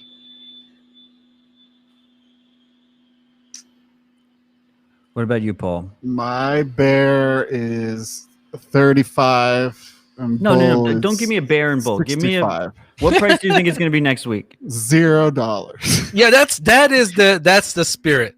My prediction. I the know price. that stock to flow eventually it goes infinite, right? That's right. Fuck the price. It's infinite. Doesn't fucking matter. I think. I mean, I don't think we ever go under 40K ever again. And I don't think we ever go under 40K ever again. And I think we hit 50 before RHR on Thursday. I think we're going to go under 40K in the next week. Wow. Okay. Cool. We'll see how that plays out. I like that as a reoccurring segment. So I mean, Paul. So you wanted to talk about BIPs and the BIP process. And I think Rodolfo's a great person for you to discuss this with, because he's been pretty active in how all that unfolds. And I mean, they just submitted a new BIP. I guess you were part of that, Rodolfo, right? I might have helped with the name. For a new BIP for multisig. And so Paul is a relatively new Bitcoiner, class of 2017. And he's been trying to, get more involved in Bitcoin from a development angle. And part of that has been exploring the Bitcoin improvement protocol process, right? So called BIPs. It's sort of like whenever you're like doing anything related to Bitcoin, like I'll give you my specific example. I exported the generic wallet export from a cold card. And there's a whole bunch of numbers in there. And there's 3 BIPs referred to in there, which are derivation path things. I don't know what they are. BIP and 32, 44. Yeah. You're there. And so, and then you go look up the BIP and what it means. So like on github.com/Bitcoin/BIPs, there's this huge list of BIPs. Yeah. I actually had not noticed until recently that there is an actual status on them. So you could have a BIP and it could have a number, but it could be withdrawn. So like somebody had an idea for how Bitcoin should work, people were into it, and then later on it got superseded by something or got reversed. As far as I understand, like right now with Taproot, they are like revising BIP 8. It says right now the status is in draft. Okay. So here's normally how it works. So say you have an idea, okay? I have a fantastic idea for Bitcoin. I think the client should be red. And it's red. Great, right? So what you do is you normally, before you do anything, you go talk to a few people who contribute to Bitcoin and you say, hey, I have this idea, right? The Bitcoin client should be red. They're going to say, you're an idiot. Don't do that. And if enough of them telling you need it and you shouldn't be doing that, you probably shouldn't be doing that. But let's say a few of them say, hey, you know what? That's a great idea. You should write a proposal. So you write a proposal, you show to a few people first, get them to sort of like tell you that has some legs, right? And then what you normally do is you send your idea to the mailing list, to the Bitcoin dev mailing list. And then people are going to respond to you, giving you some feedback, giving you criticism, saying this is good, this is bad, whatever, right? And then it's very academic in that sense, right? And then say you got all that feedback, you continue and say it's good enough, right? So then what you do is you go on that BIPs repo, and you ask to have a number, really, right? And like the maintainers are gonna give that BIP a number, and if the BIP gets approved, then it gets a number. If that BIP gets approved, it means it's gonna almost certainly make to the Bitcoin client, which is the core client. So Why almost certainly? that could be some snags, right? Like, say, I can't remember now, it's not coming to mind, but that could be, say, like, you create a BIP and then essentially it takes forever to get developed into the client, right? And then something else supersedes it. It could happen, I guess. Just nothing's coming to mind. I don't want to talk into absolutes because we have so many BIPs now. We're at like a good example. 300. Let's talk about PSBTs. So PSBT is interesting because it was a BIP. It got approved. It was sitting there, just sitting there for, I don't know, like 2 years or something more. I don't know. Nobody was using it. And then, like, we saw, like, this is a great idea, so we built code card around that. Okay, see, that's I think part of what it makes them a little confusing for me, because I see a BIP, you can look it up, you can read it, but because you aren't certain that it is implemented everywhere, you don't know what does that mean. Like, it's not a guarantee that everybody in Bitcoin is going to accommodate this, even though it seems to be approved as a path for Bitcoin. What you brought up is beautiful because it exactly represents a rough consensus system. There is no official Bitcoin anything, including Bitcoin Core and including the BIPs. Nothing in Bitcoin is official. You're free to do whatever the fuck you want, right? Now, you have to deal with the consequences of that too, right? If the majority of the network follows Bitcoin Core now, and you create a different set of consensus rules, you're probably not going to sync, right? Now, when it comes to wallets and other things that are not necessarily protocol related, right? Because the Bitcoin network doesn't give a shit on how you do your wallet, as long as your UTXOs, your unspent outputs, and your transactions are signed correctly and then broadcasted. Everything else on how you deal with your Bitcoin is your problem, right? What happened was in the last few years, there's been a lot more attempts at standardizing a lot of the ways you do wallet stuff. So, for example, BIP39 is how you do the mnemonic seed generation, right, with the mnemonic words. But that BIP does not even like pertains to like derivation paths, right? BIP32 was the first one. It was the hierarchical deterministic path generation, right? But it also does not tell you which paths to take. So, because again, so people were like, okay, we like this BIP, this is an improvement, but still there were parts of the wallet that were kind of underspecified. Yeah, there's going to be a lot of that, and then there is a lag between what gets approved and what makes into core. And then there is this thing where it's like, most people don't use Core as their wallet. They only use Core as a node. So much so that Bitcoin Core got named Core as opposed to Bitcoin, just Bitcoin, because they were going to separate the wallet from the node. They were going to separate the wallet code from the consensus code.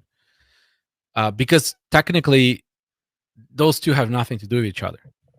Right? Yeah, I'm really looking forward to it. That seems to make a lot of sense to me. But it's again, right? It's very complicated to do these things in rough consensuses, like, because there is no arbitrator, right? There is no owner. There's no benevolent dictator like in Linux or anything like that. So, by having there be a wallet in Core, it kind of helps there be a little bit of consensus. Yeah, people earnestly try to create things that are compatible with other things in Bitcoin, right? It's just that they're going to deviate, right? Like, for example, Code Card, we're like super anal about trying to keep within BIPs, even when we think some of those BIPs are terrible, because we want to build a thing that's just compatible, right? Like with most of the solutions, and it's open is that way, right? And we don't touch shit coins, right? Now, when you have other hardware wallets or other wallets that touch shit coins, now they need to make their stuff a little bit more pragmatic towards the shit coins, right? So, for example, BIP39, like, Trezor supports a bunch of shit coins, so they don't want to add a bunch of like extra stuff that's Bitcoin specific to it, because it won't be compatible with shit coins, right? So that's why you're really only going to see Bitcoin only wallets supporting PSBTs, right? The partially signed Bitcoin transaction files, on Bitcoin only wallets, not on shitcoin wallets, because PSBT is Bitcoin only. So it gets tricky, right? Like, I mean, people have businesses to run, and it's completely understandable that they're going to make decisions around those pragmatic views. Okay, so, and again, kind of on the more pragmatic side, as a user, when I see, because like if you go to these BIPs, like they are pretty technical, they refer to each other a lot. Yeah. So you could have Yes. It's like the Bible. Yeah. So like as a user, when you see someone refer to something by the BIP, like what is your go-to for research? Like where do you go first when you're trying to like figure out what that means for you in your particular case? Well, you go Neo style, right? You follow the source. Like you go to the source. You go to Bitcoin Core, and you go read the BIPs, and you go read the code. Just read the code. It's terrible for noobs. It's pretty bad. But this is what I keep on trying to say to people, right? Bitcoin, like true Bitcoining, right? There is no escaping. Sorry, I'm eating meat sticks. What a Bitcoiner move. There is no escaping, okay, doing your own research in Bitcoin. If you're a true, full Bitcoin citizen, there's no alternative to that. Every time the UX whining people go, but the UX needs to be better, blah, blah, blah. It's true. It could be a lot better. It's never going to be perfect, because it's a rough consensus system that you shouldn't be trusting anybody. And every time you make one step easier, it means you're probably giving trust to something or someone in that step, right? So now you make it super easy. Like, great, use Coinbase, right? Or even Robinhood or something like that. I mean, like, look at how many layers you are away from real Bitcoin, right?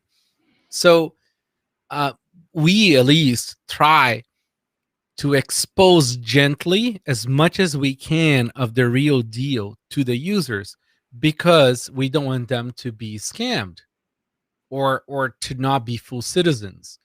I think that's very important, and I wish the UX people would sort of like internalize that they have to push the users to the knowledge path, right? They have to take the horse to the water. Yeah, I've definitely started to have this feeling like the biggest solve to all these sort of decentralized systems that seem very hard to get off the ground is this sort of it's an amount of literacy. Bitcoin, especially like Bitcoin, especially if I'm like actually writing software that is more like I'm trying to like mess around with like actually writing a wallet. There's just, I don't know, it seems a lot to learn. I'm very bad at remembering what BIPs mean. I guess I just need to immerse myself more in it. It'll become very obvious to you. It's like all these BIPs just become obvious. I mean, and then there's the ones you forget, right? Because there's all the consensus stuff. Like, there's like the flag BIP and whatever BIP. It's like, forget about that stuff for wallets. What I recommend actually, go to James. I always forget his last name. James O'Brien. James O'Byrne. That's how. Yeah. The O'Byrne brothers. The O'Byrne brothers. Legends. Yes. So James wrote. Was it code? He wrote a CLI wallet, right? So command line wallet, to talk to his cold card. What's nice though is Cold Core, right? Cold Core. That's it. And he used to be a core contributor. What's really cool about that wallet is that it's bare. So if you go look at the code, you're not gonna get like all the noise from the UI stuff from anything else. And that'll give you like a nice perspective of like what it takes to write a wallet. It's a like fantastic little project. Nice. Yeah, I saw him tweeting about it. I hadn't actually looked at the code. Definitely check that out. Yeah. So yeah, that's BIPs for you. That's ref consensus. And what BIP have you been working on? Oh, no, it's dude. I cannot take any any credit on that. It's like it's all Hugo.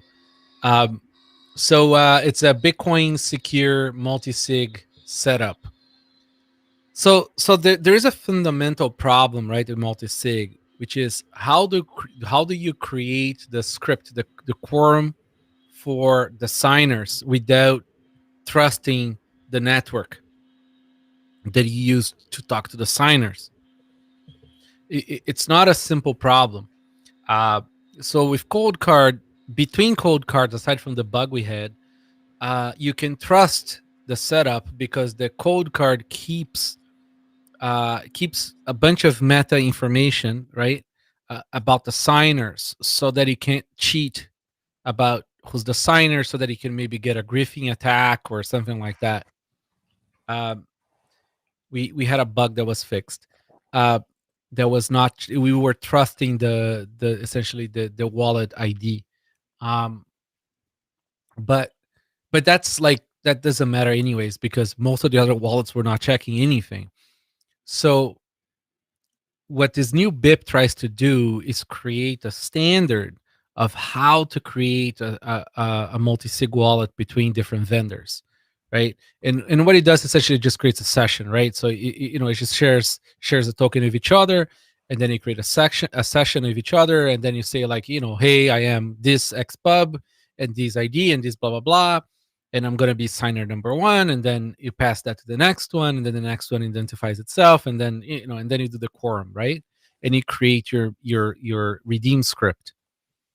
And this one uses descriptors. Descriptors is essentially the new right way of creating wallets, but that's a tangent. Anyways, so that's the idea of this new BIP.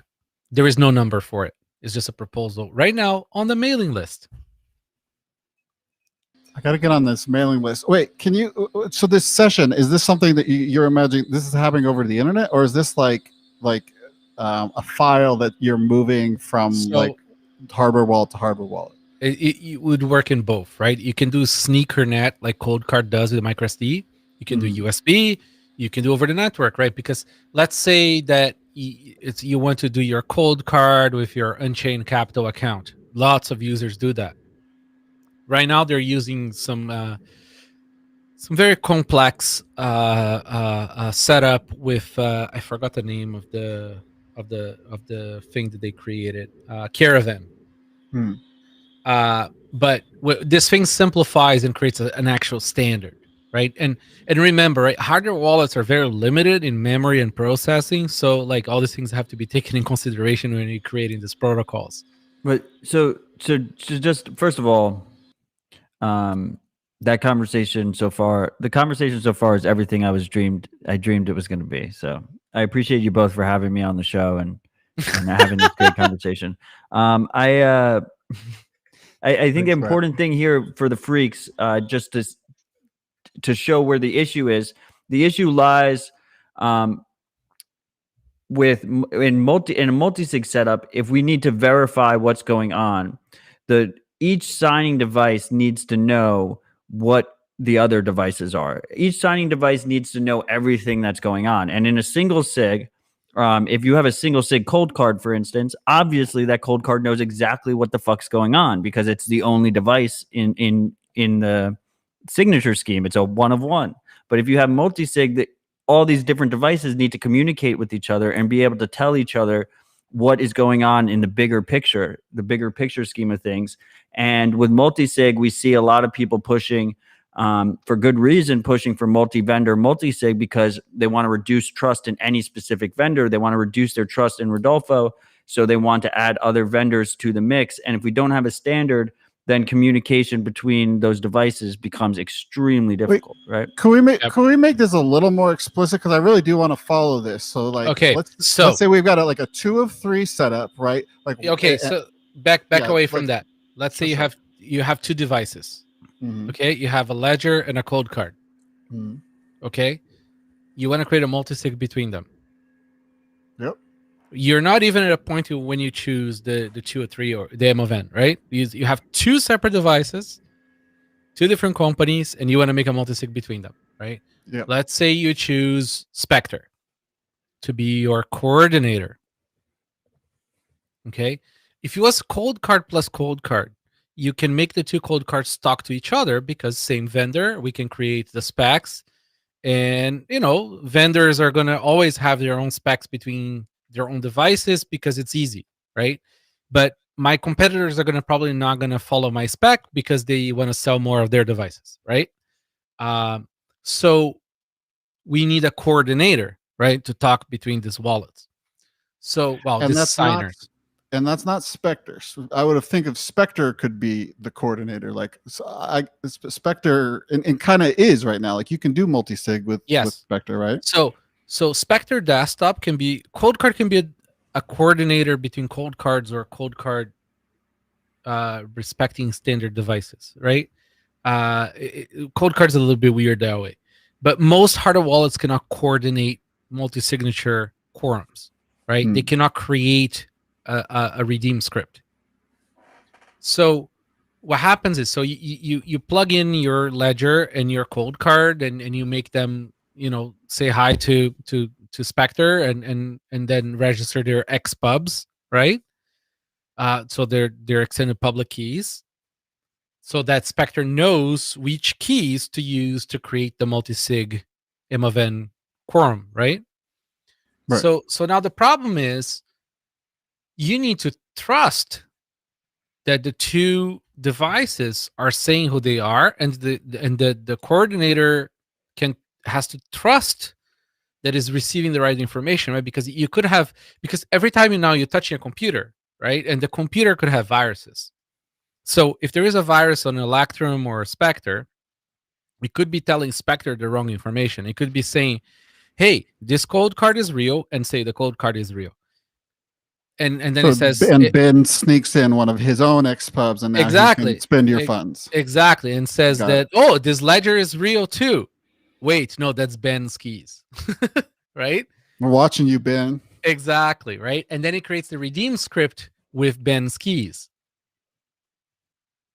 Right? Listen, again, the problem with all this shit show that, for example, happened today with the disclosure of a competitor, is that there's a lot of FUD around very important topics, right? Like, yes, it is very important to get this right, but no, there is no need for hysteria, because we have like a lot of devices in the market, and I have not seen a single evidence of a exploit of these in the wild, right?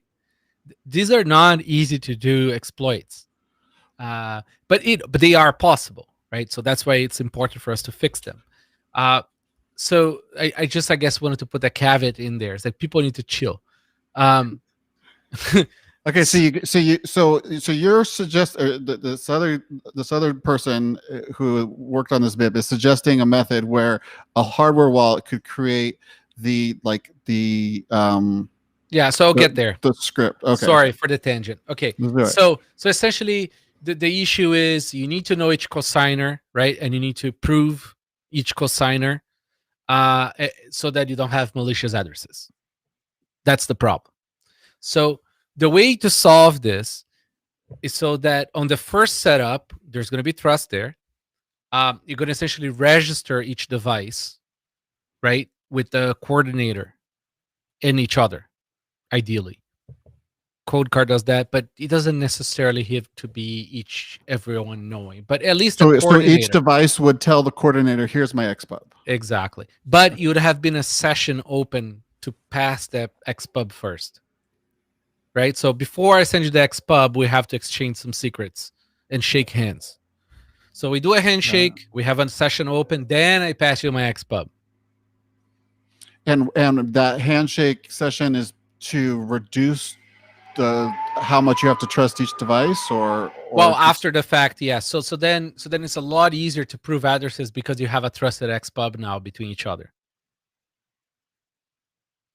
a trusted XPub between each other, as in you have, I don't know what that means. So you trust each other's keys. So you derive addresses from your XPub, right? Mm-hmm.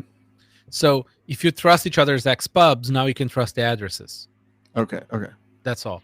So essentially that's what this is. It's just a spec, a standard for you to trust the setup. And so let's say we're doing this all with like SD cards. You had you had these two wallets and they each had micro SD cards. So you would maybe export an XPub. Oh, so there is realistically speaking, cold card is the only one of the SD card coordination thing. Okay. And I don't think there's going to be anything soon.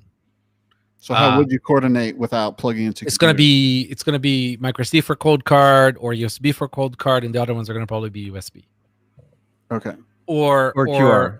Or QR, yeah. Animated QR, right? Because it'd be a large amount of data. Not for the setup, because it's the XPub, it's not the full public key, right? So it's a lot less data. The problem, so QRs are fucked, completely boned once you have large transactions doing PSBT and multisig.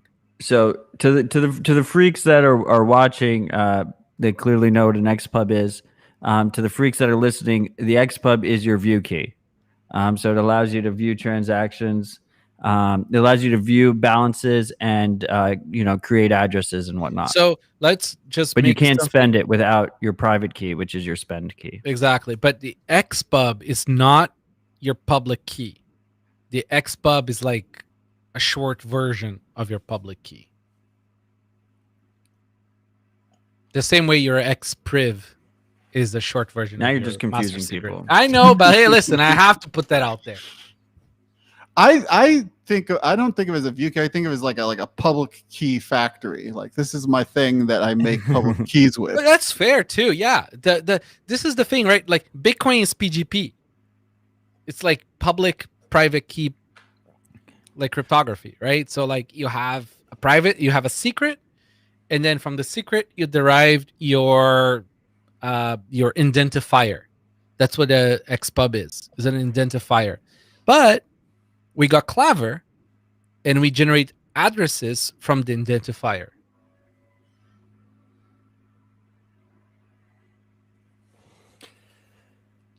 One other thing that has kind of surprised me about multisig, maybe I don't completely understand it, but part of how you're spending, when you're spending multisig, you're satisfying a script. That's right. And so there's an aspect of that you don't just need the like 2 of 3 signers to satisfy the script. You need to have the script. You need to know what the script is, which is really right. Like it kind of surprised me and as a concept of like, here's another thing that I really need to secure. Obviously, if the script is a really widely understood standard, then I could just refer to it by maybe it's BIP or something. It's not. So see, this is why I have a lot of hate for multisig, even though I'm a multisig provider.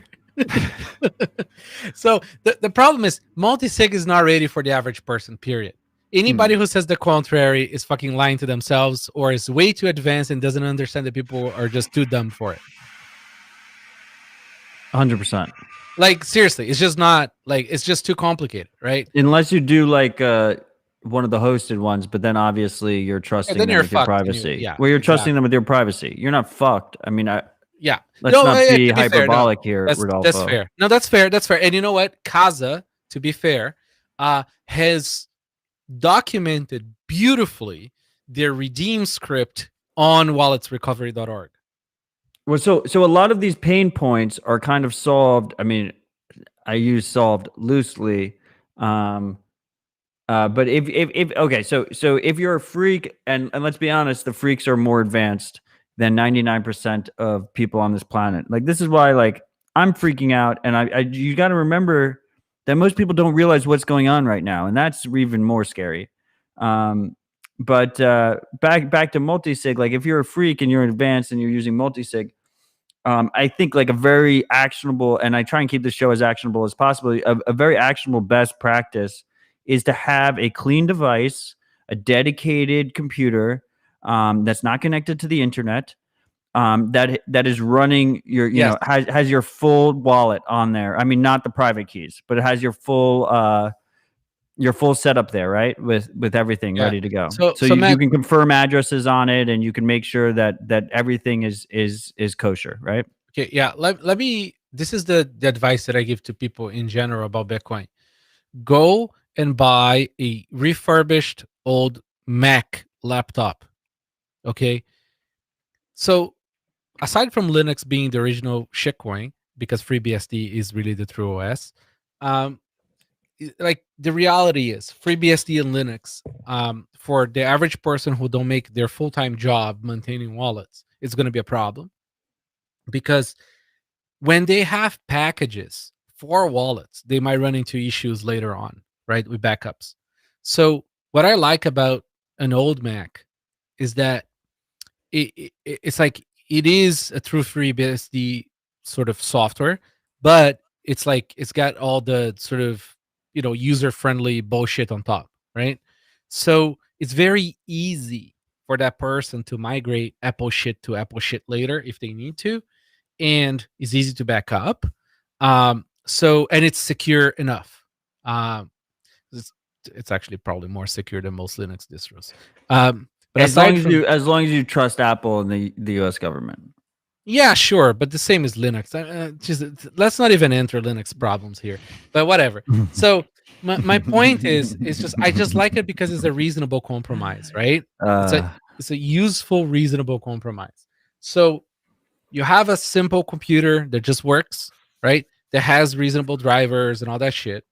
So what you do is keep a copy of the last working version of the coordination wallet, right? Either for multi-sig or single sig. Keep everything. Yes, just keep fucking everything. Just have and don't a laptop. Use OS X. I disagree. Yeah. I disagree with Rodolfo that's okay. on that. You're completely oblivious to how the U.S. government owns like Linux and phones. I mean, look, they might own your Linux install, but they definitely own your fucking OS X install. Like, that's exactly. So just give up the pain of Linux. Because you're owned anyways. Okay, but the point is, you want to save as much information as possible, and the trade-off there is mostly a privacy trade-off.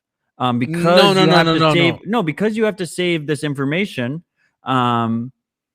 you're probably going to end up leaking that information that's important to save. There's one more step. No, there's one more problem, right? If you're using a Windows machine, you could have a virus very easily that will screw you on your coordination wallet. Right, so you could have like an Electrum virus kind of thing. You're giving 6102 an aneurysm over here, by the way, in the comments. I know, it's a lot of fun. And listen, hardware people appreciate Apple. So anyways, my point is just, you have a laptop that's your that's your Bitcoin machine. Right. And ideally that Bitcoin machine does not really touch the internet. You don't have to have your full node on it. None of that stuff. Right. Well, why a laptop? It doesn't need, I mean, I think a desktop is better because it doesn't have a camera or a microphone or a Wi-Fi but then you have to plug shit into it to use. I'm trying to be practical. God damn it. How is this not touching the internet if this is like, I mean, let's say you're running Spectrum here. No. So no, that's a different machine. Yeah, so have your node running on some other machine you have around. If you don't have many machines, it's just like, listen. The idea so you prepare your transactions on an unconnected laptop, and then you bring them over to a connected. And the broadcast. Yeah, this is for real money, people. This is not for fucking buying VPN service. Okay, with Bitcoin. It's for real money. Don't waste your time, effort, and money on buying cup of coffee with like a air gapped computer for your hardware wallets. Okay, please don't mix things. For that, like have a stupid fucking wallet on your phone that's single sig. Okay, and that you have $100 worth of Bitcoin there, and that's what you use to pay for stuff. This is for your savings account that you don't touch all the time. That's when you have your like your, let's call it your Bitcoin laptop, right? That you have You get your Next OS on a oh, PowerBook. that's right. Yeah, exactly. And then you also buy means to make your life shorter. I can't say never mind. It's not good for the internet these days to say things. It's like you cannot joke about suicide.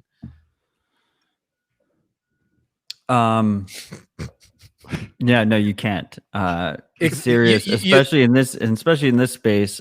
Please, freaks, do not keep more money in the dollar than you can afford to lose. Exactly. Yeah. Anyways, so aside from my terrible joke about making bad technical decisions that end in life-ending situations, seriously, so you have your Bitcoin laptop that doesn't touch the internet, and this is really cool because you can experiment with different wallets. You can do all sorts of shit, and then you're not as concerned about USB plugging your hardware wallets or none of that stuff, right? This is your Bitcoin playing machine for your savings.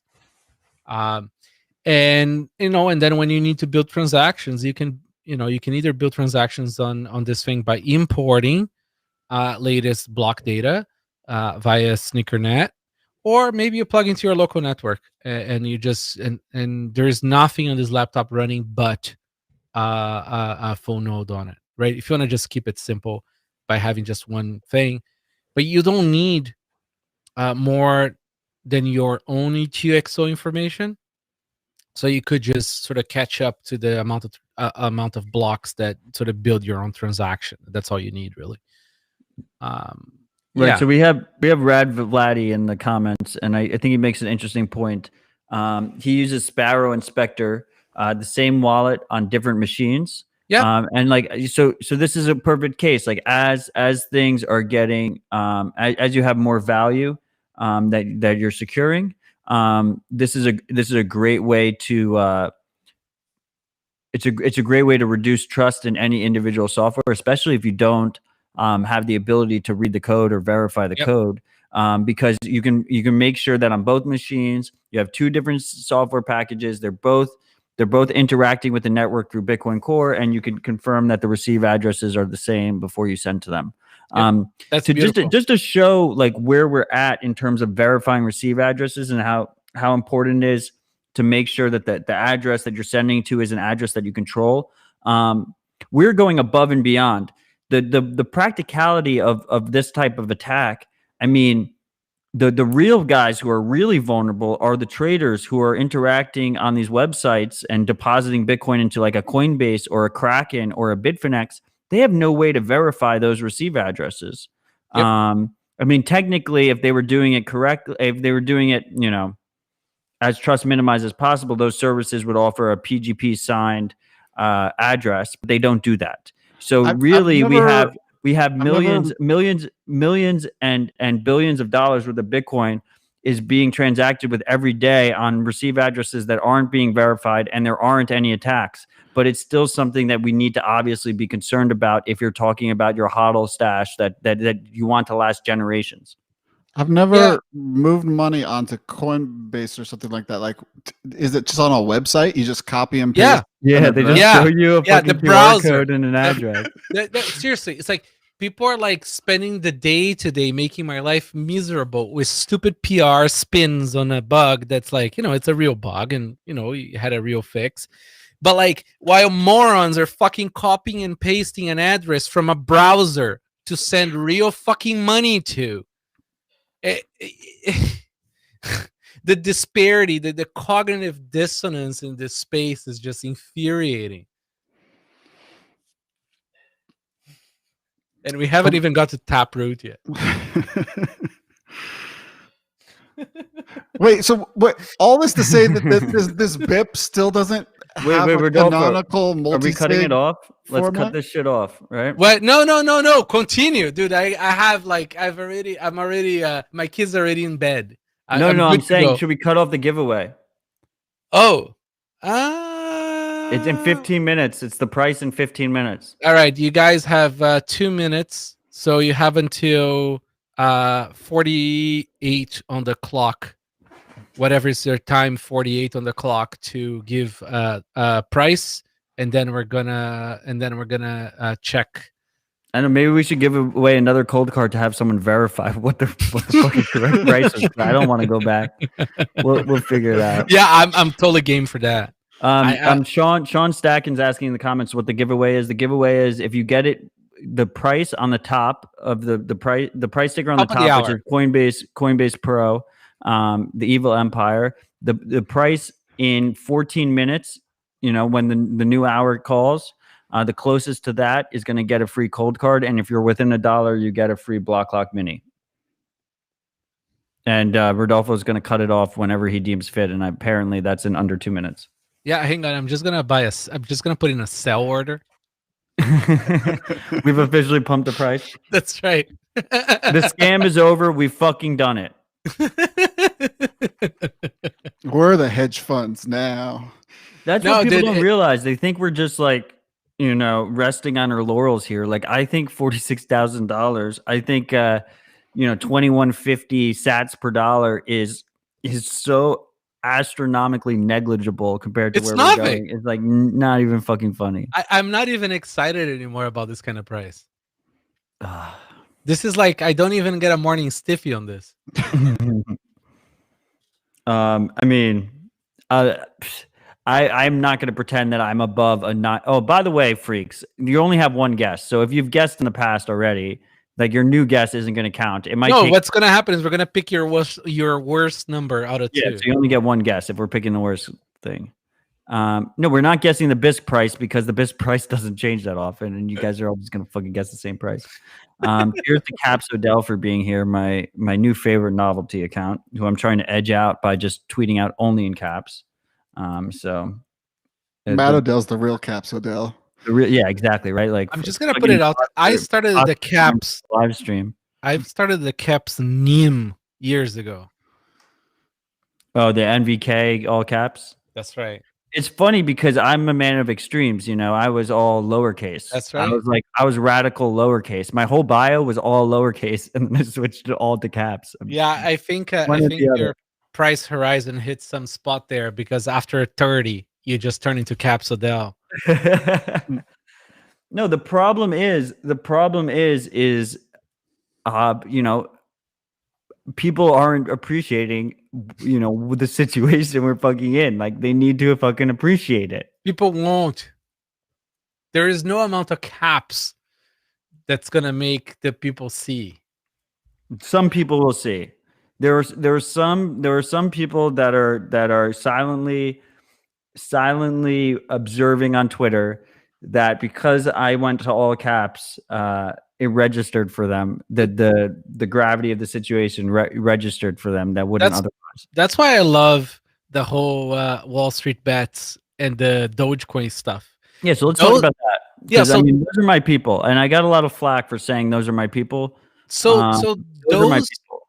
Those are the best orange peeling moments for that cohort that could possibly happen. It's amazing. Like, you have this like thousands and thousands of teenagers getting fucked by Wall Street, right?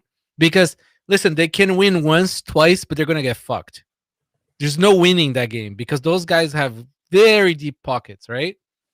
So those guys are gonna learn very fast, like they did the Robin Hood shit, that they cannot win when it's somebody else's game. With Bitcoin, you have fair games. It's a fair rule. Everybody has the same rules, and nobody can fucking fuck you with you. So it's amazing. Like, you can't have anything better than that to teach them about Bitcoin. It's a great awakening, a great awakening for a large amount of people, and I think we're just going to have more and more. What does Paul think? I don't know. I'm on TikTok. I love it when China spies on me. And man, people are not aware. I feel like Exactly. there are so many people who don't know what's going on, and I think it's so you have to get pretty far into Bitcoin to realize how different it is from everything else. So you just kind of assume, okay, yeah, like I got screwed over by the hedge funds and Robinhood or whatever, and all the bad guys, whatever. And now I'm going to go to this new thing that I don't even understand. Who's going to screw me over this time? Like it's almost like it's a self-preservation thing to avoid Bitcoin in a sense. Cause like, why would, like if you don't know who the sucker is, it's probably you. So if you don't understand Bitcoin, it doesn't make any sense to go there. So you really have to learn a lot about how good it is in so many different ways. And if you're just kind of flitting from like meme stock to meme stock, you're not really used to like doing in depth. Although as I did really hate the media reaction, like, oh, they're just trading on the meme, and like then there's all this like fundamental analysis of So let's talk GameStop's about that, business. right? Because I mean, I saw Joe Weisenthal tweeted out that it was a meme squeeze, and that all meme squeezes end in death. And I felt like he was subtweeting me because I'm trying to popularize Sat Squeeze. So he was like, "Oh, it's a meme squeeze, and Bitcoin is a meme squeeze as well." Two things there. First of all, Sat Squeeze is greater than meme squeeze. I don't think there is a comparable there. Like you're just going to get wrecked if you want to compare GameStop and Bitcoin. And then the second thing is instead of responding to the tweet, I just bought the domain. So I own memesqueeze.com now. I don't know. Yeah. So, are we still there? Yeah, we're here. Shit. We're I thought it dropped for a second there. It's it's like some guy was asking here, 21 Halving was asking, what does NFK stand for? I stand for profit. So the beautiful thing about profit and free markets is that it's honesty, right? Like it's like true fairness in a way. So I think that's sort of like what Bitcoin does, right? Like Bitcoin is not for everybody. Bitcoin is not for the lazy.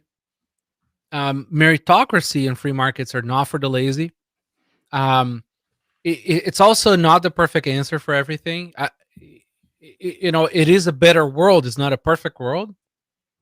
So, I think if you play the fiat game, you're fucked no matter what. You're always going to be fucked. Certainty getting fucked, right? At least with Bitcoin, you have access to the same rules and the same game. So I just hope that we can sort of like give that opportunity to some of the kids that were in this that were short squeezing Wall Street. But you can't save them all. You can't save everybody.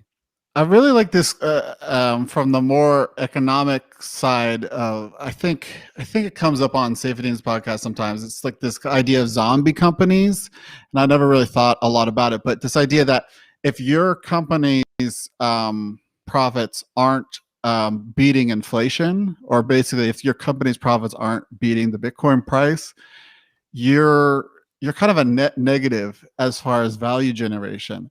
And think of how much money and resources we commit, like literal manpower, like people work for years and years of their lives at companies that are a drain on value. So I would love that. I don't know how that could be memeified. I'm not really very talented in memes, but I would love for that to become kind of obvious to people, that how much of the game is value destruction in the fiat economy. Yeah. And how so fiat does, like, it distorts reality, right? It completely distorts reality. So you're essentially subsidizing, you're mallocating capital, right? Mallocation of capital is a big deal. right? Because that was like people's time. People worked really hard Like to make thinking value. nature, right? Thinking nature, right? So it's like if an animal mallocates time, right, by essentially just sunbathing and not eating enough, it dies, Mhm. right? So in the markets, if you have mallocation of capital, you should have companies dying. You should have bad ideas dying. And when they don't because they're subsidized, right? You're rigging the system. You're creating bad sets of incentives. They're going to probably create even worse sets of outcomes that then need more subsidy, that then create more, like you create the cycles of stupid, right? The cycles of like really rotten stuff, right? And this translates into everything, right? Like it's actually a great a great way um, to segue into like licenses and things like that, because it's all part of the same problem. Oh, hang on a second. Matt is saying, okay, we're cutting it. This is the Thank you. time now. This is the moment What's the of number? truth in the price. No, the number happens in 4 minutes. Okay, yeah. Oh, that's right. That's right. But, That's right. but they can never, they can't put more.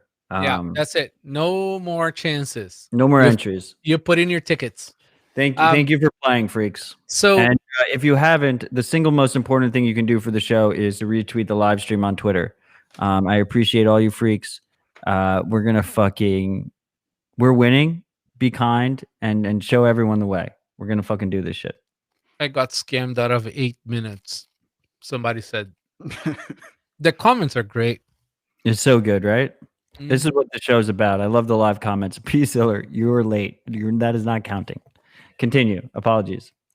No, I kind of lost my train of thought, but Saying something about licensing. yeah, so we live in an IP world, right? So you have patents, you have licenses, and all this shit. I'm not a fan of IP. I'm not a fan of licenses and all this stuff, but we live in a subsidized world.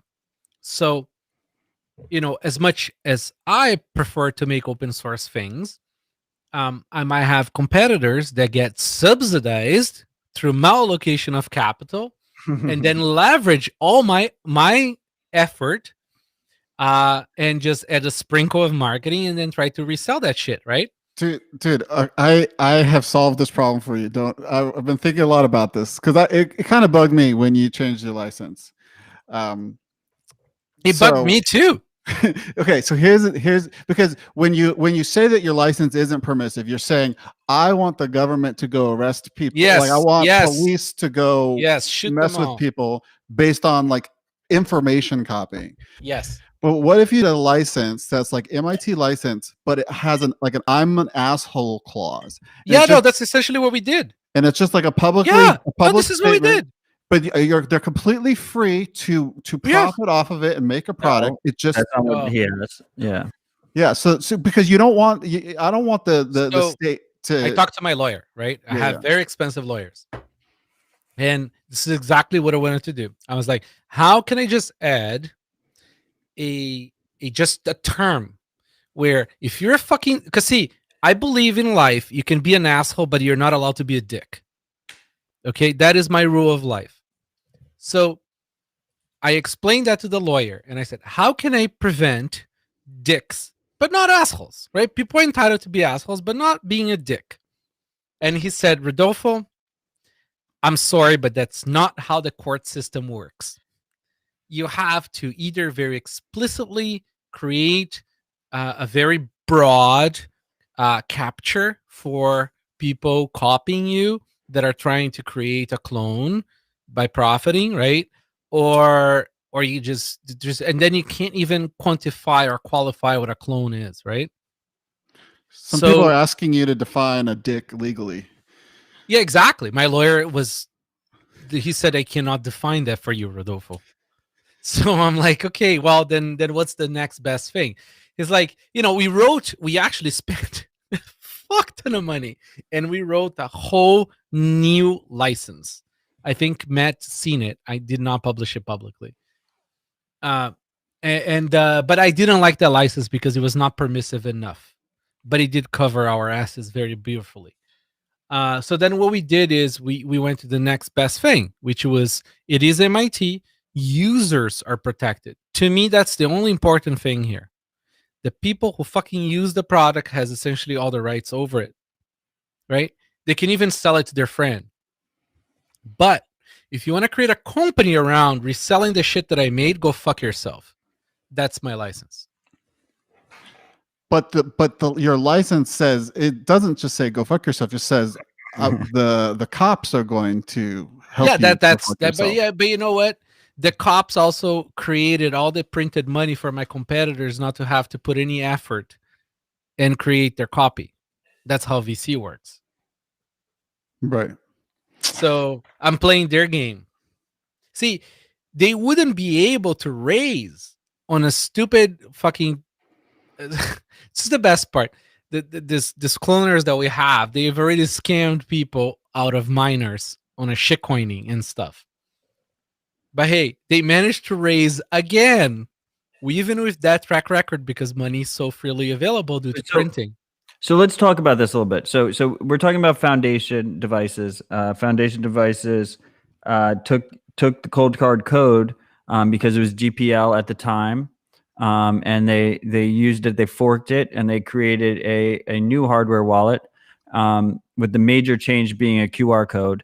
But QR code as first receiving and sending.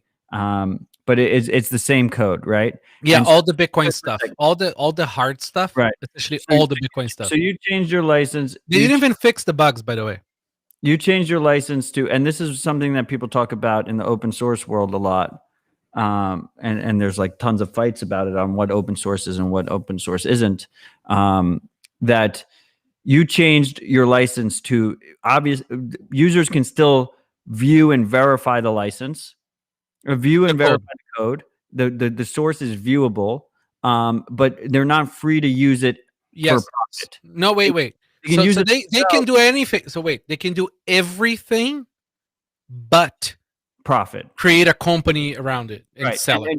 And they can even sell it to their friends, by the way. Like right. So it's technically, this is the differentiation here for the freaks who are aware is this is the difference between FOSS, free open source software and open source software. Wait, no, and there is more, okay? There is no legal definition of this shit. We have plenty of time. There's no legal definition. We're gonna have a really fucking good time with this.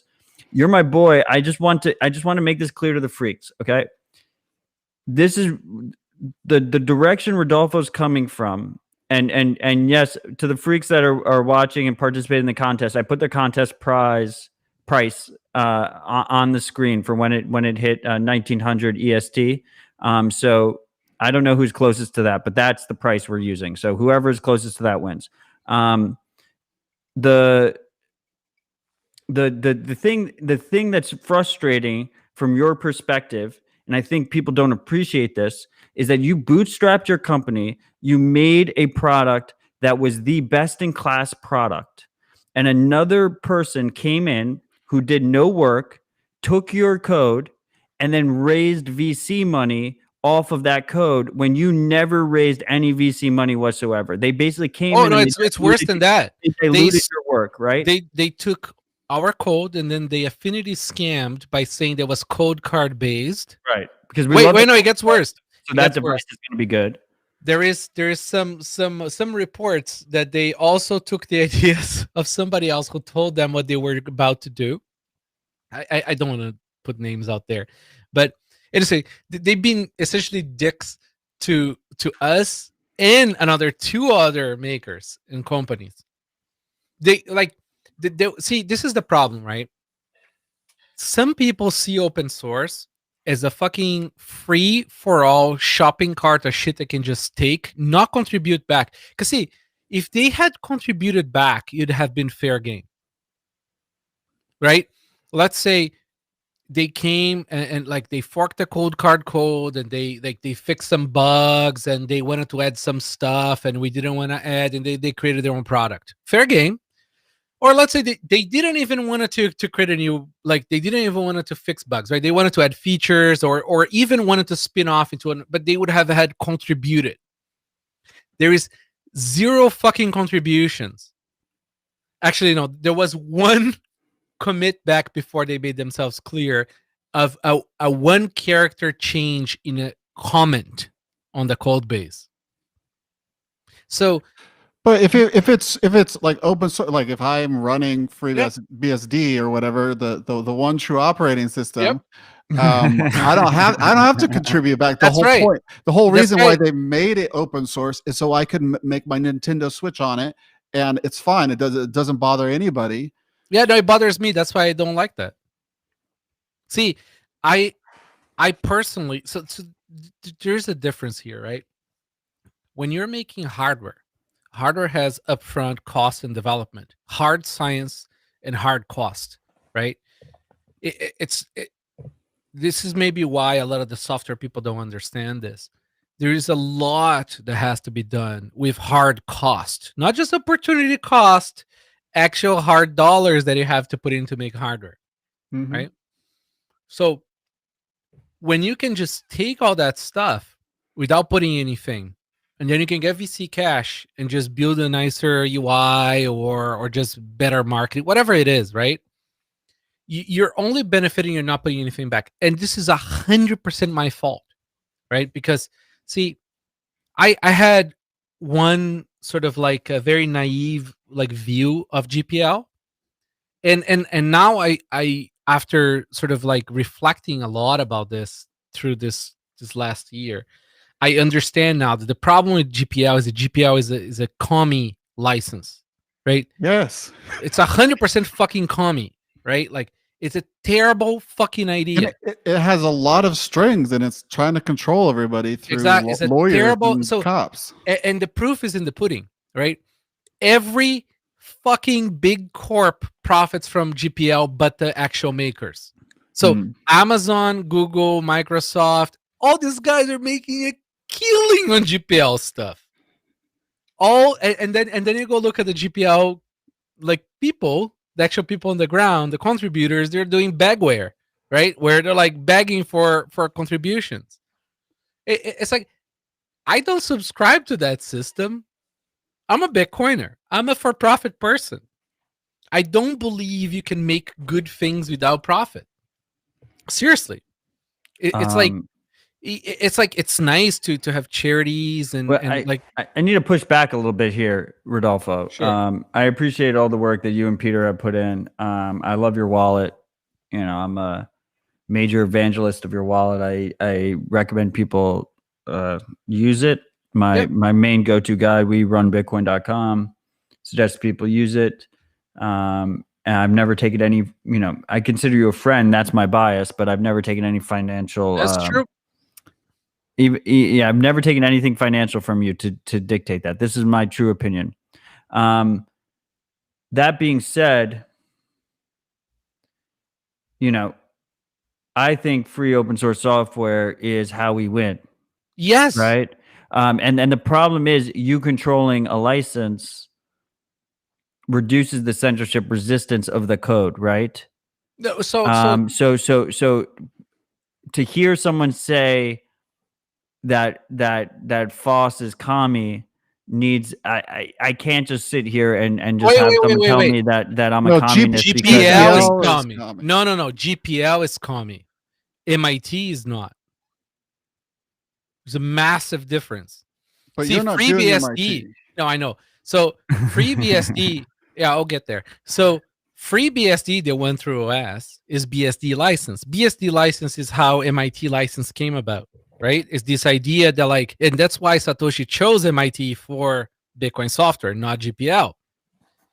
It's because, see, when you are making protocol level stuff, okay, or say base layer OS stuff, when you want other people to build shit on top of your stuff, okay, it needs to be MIT.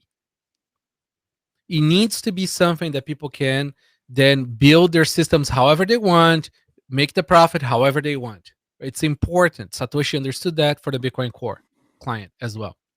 Now, when you're building hardware, is a whole different like problem, right? Like you can't live bound by just the license, because like you have to pay for the hardware development somehow. Like it has to be for profit. Hardware non for profit doesn't exist. Even Raspberry Pi makes profit. Okay, it's impossible for you to do things that have upfront hard cost without profit. And this is why it's so important. And the And people I making would even agree to the point. I agree, and I would also agree to the point that I think it's hard to make good software without profit too. yeah, no, I mean, I don't think I it's won't even only go there. hardware. Yeah, indeed. Like I believe everybody should be doing shit for profit. I'm a huge everybody should be for profit. I just think, but there is a difference, right? So if you want to build a library because a piece of software bugs you, you can code it. It's an opportunity time cost problem. That's the main difference. When you want to make hardware, you have to actually buy test equipment. You have to buy stuff from other people. It's not just sit and put in your time. That's like, and it's a big difference there. There's a sunk cost. There's sunk cost, and There's now like heavy R&D cost. and I still don't. I still don't think there is a good solution. Like nobody see for software, for as much grief as there is between the FreeBSD people and the GPL people, or the MIT people and the GPL people, there is at least two options, right, on how to see the world. For hardware, there isn't. There is no good way of we, at least we haven't found it, a more satisfying way of solving this licensing issue, right? Which is interesting because like when the cloners showed up, I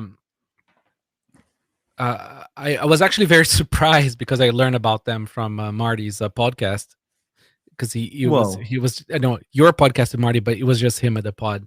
There's going to be thousands of listeners who are listening to this on me and Marty's podcast feed. Yeah. So for what it's worth, Rodolfo. Right. But yes, I was not a part of that specific episode. I was not a part of that specific episode. So I heard about it and I was like, holy shit. So it's like, what's interesting to me is if they had reached out before early or just announcing their intentions, and like to me the best solution to all this stuff is to just have a licensing deal, right, where you figure out some dollar amount that solves the original R&D problem. That's how you do between grown-ups, right? You come up with a solution that way. You figure out a happy medium where everybody wins in dollar terms, right? And then the incentive continues. I mean, like, because like in your defense, I mean, if this technically the license says no commercial usage, but like if I was like making off the shelf cold cards, in my spare time, and I was selling like 10 or 15 and I wasn't like taking VC money, like you're not going to like come at the person. No, I would actually grant them a fucking You just have to like overprotect yourself to make like, sure that if someone comes in and they're trying to VC it, right? So what a lot of people maybe not know, I think you do, is that Cold Card started as essentially a non-for-profit project on our end because all the other wallets were garbage.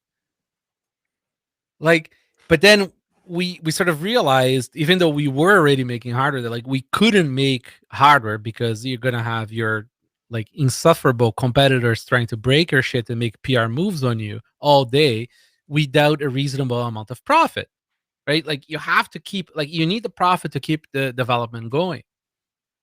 So anyways, like it's all been like a very interesting learning exercise.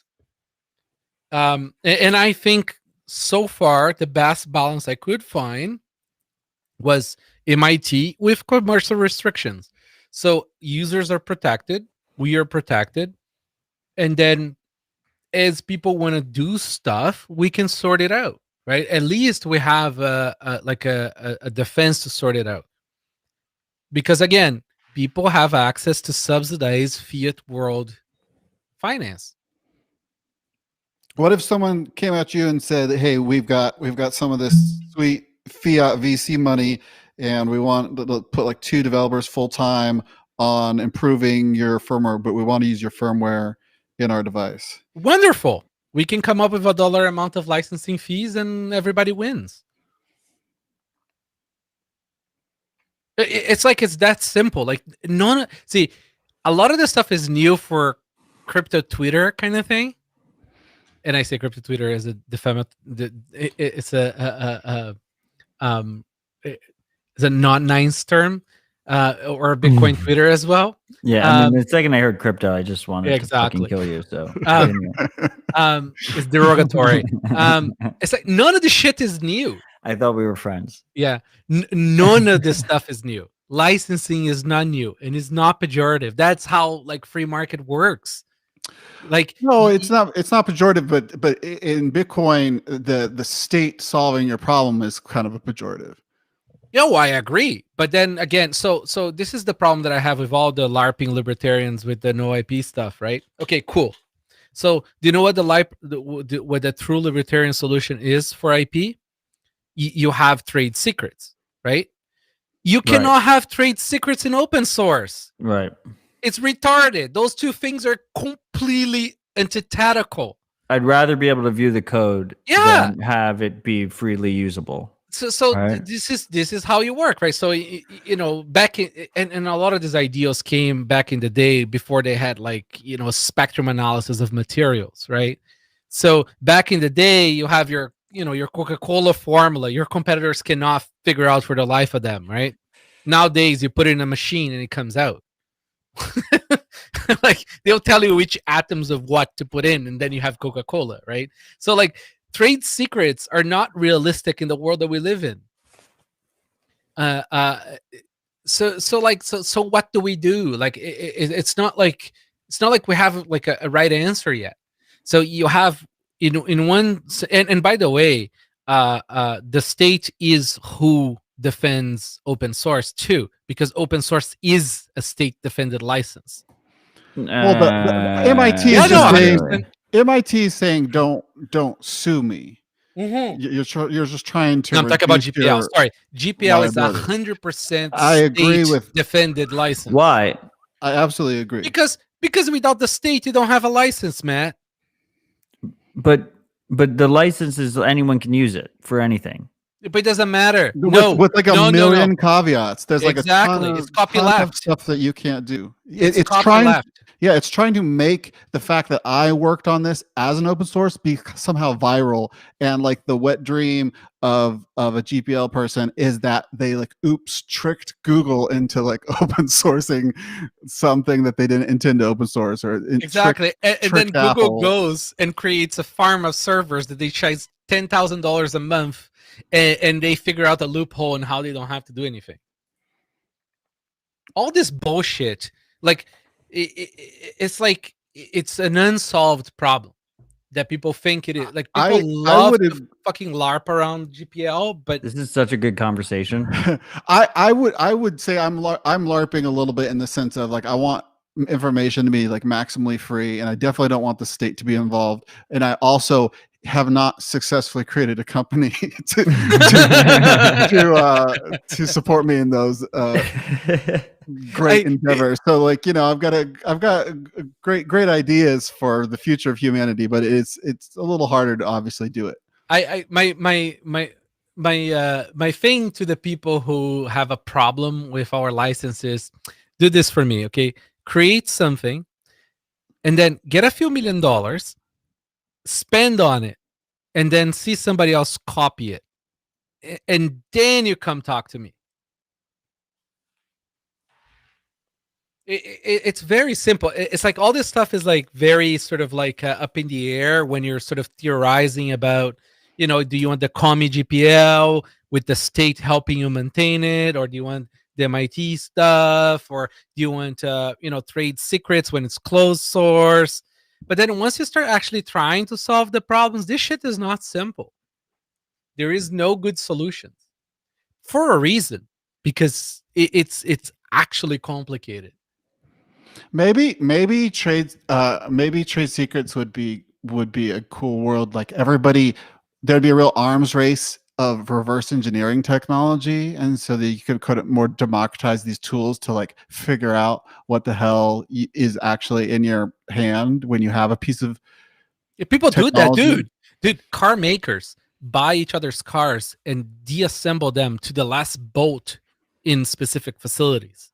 I think it's funny that, I mean, it's just so human that we have these debates in open source circles, but the overwhelming majority of code we run is not source viewable. Like the single biggest improvement we can make for humanity on a code level is just if just everything defaulted to source viewable at least, as the default, right? Like yeah, but you can't. It blows right? my mind. It blows my mind that the president of the United States is running a phone that we just don't, But again, doesn't even know Matt, what's right? going on in there. How are you going to do open source if you can't monetize? Like, no, that's what I'm saying, though, Rodolfo. Take the bone. I'm giving you. No. I get it. I get it. Sorry, I'm just. What about the voting machines, right? I'm just riffing on that. We're never going to convince Diebold that or whatever, however you pronounce their name, to free open source software. Their Libre open source their voting machines, because that's their business. Like, they don't want you to just create new voting machines from off the shelf parts. But we can absolutely require that they let us view the source. Like, we should be able, like, everything should be source viewable. So I 100% agree. And by the way, this is why Trezor, for all their virtual signaling, when B Wallet came out, Trezor changed their license to Microsoft restricted license, which is essentially a reference license, right? You can't even do anything as a user with it, but you can look at the source code. And then they rolled back the repo. The history is somewhere. If you go search on Reddit, you see it. And then they changed it to GPL because they got too much community pushback at a time. So it's like most makers of hardware understand that you will bump into these issues, right? It's not a simple thing. And you need to find paths of profit, because see, when you're making a cool little thing just yourself at home, sure, that it's just so obvious to you that should be open source and everybody should be open source too, right? But once you start having to pay a lot of people to do a lot of things, you say like, holy fuck, like I need to have like ownership of this thing so that I can afford to keep it, say, secure. Right? The security comes from the profit. It sounds insane, but that's literally where it comes from, right? The more profit you have, the more you can invest in R&D to be safer, right? I mean, aside from nefarious assholes out there, right? Like full of it, like YubiKey. So Apple makes the most secure things because they have the most profit. But like Apple stuff, no. For all their flaws, right? That you might not be safe against Apple or against the state. It's fairly secure. Like, you don't hear about people getting viruses on Macs. I think I feel like there's something to some level of monopoly profits being helpful, and then there's also a kind of some, I don't know if it's turnover point or just a tendency, but when you have a monopoly, you can also get lazy. Oh yeah, 100%. Like, remember, when I talk about Apple, it's up until Steve Jobs died. That's when Apple ended. I'm just enjoying the last little bit of tail here. He won his war against Flash. No, I mean, like, the dude had a heart. I mean, like, for all his fucking like evilness in all things, like, he had a vision of a product that he wanted to make. Agree with the product or not, he wanted to make a thing. And I have a lot of respect for people that want to make a thing. It's hard to make a thing that ships to people physically and then it works. I think we can all agree that it's very hard to make a thing. It's not I know it sounds like a simple problem, but it's not. There's only one person There's only one person in this conversation who's made a thing and shipped it to people. I've made software that is like it's hard to make software and ship it to people. So Yeah, But, I guess see- I make shows and ship them to people. You know what's, I find it funny. It's like, because like I for me, like Cold Card was a huge upgrade from OpenDime, because at least with Cold Card I can upgrade. If there's bugs, I can upgrade. Like with OpenDime, is not field upgradable. So like That's we a were like, feature. It's a feature, not a I bug. know exactly, right? So, but we were like, we have to really get this right. That's true. That's true. You That's cannot interesting. have bugs. Hard to do. 6102 is trolling you. The Mark 1 did not work. Wow, he has fat fingers. Oh no, it did not work. I own 5 of them. I thought I was gonna multi-sig a Mark 1. Like, are you fucking kidding me? Who is that? The Who Mark is 1 that, had man? the Mark 1 had many problems. The touch The was not touch exempt. buttons were like, you thought you were fucking Tim Apple, and you thought you could make a touch button. No, fucking so device. the capacitive touch.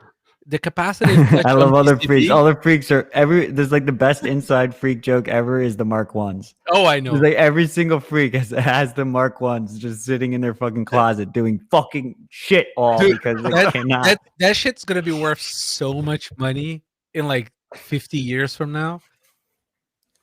gonna MG be- Blazer is asking for 6102 to be on the show. 6102 does not dox his voice. If That's you want to right. hear him, you have to go onto the Stefan Livera podcast. And he did his one appearance was there. Otherwise, you have to listen weekly at Citadel Dispatch, Tuesdays, 5 p.m. Eastern time or 2200 UTC, because he will join us in the comments. So he is part of this show. He is an do we have integral some part of this questions? show.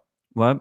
Do we have some 60102 questions? Oh yeah, he's been participating this whole time, which has been fantastic. No, I know, but do we have some like Um, official questions? He's been very critical of you this entire. But that's entire why I was conversation. ignoring the feed. He wants to know what you consider a remote exploit. Oh, it has to be over the fucking network. There is So a it should be fucking remote. Wikipedia. There's a Wikipedia definition of this because the Wikipedia is law. So what do you mean by that? So I mean, so do you think the disclosure today was a remote exploit? No, But by definition, and we know Max Flaxman likes his definitions, and he agrees with me. Michael Flaxman. Michael Flaxman. No, seriously, it wasn't, because like there is no Yeah, let's like talk remote. about this. It's not a remote retrieval from the device or any of that shit, right? It's like you have a virus on your Electrum, and then your Electrum tries to produce some fucking evil address, and it's probably only on the change address or some weird shit like that. It's like, dude, there is a reason this shit doesn't happen in the wild, is because like it's really fucking hard to pull it off, and it is actually not remote. The cold card is cold. It's not even fucking connected. Well, no. So what they're saying is if you compromise the computer that's coordinating the transaction, that's where, right? Yeah, but how did the code card get owned? Okay, so 6102 is asking. So what would a remote exploit look like if that's the definition? So you would be like way back in the day, for example, when people were doing, like, there was a guy who did a power analysis on a Trezor over the USB port.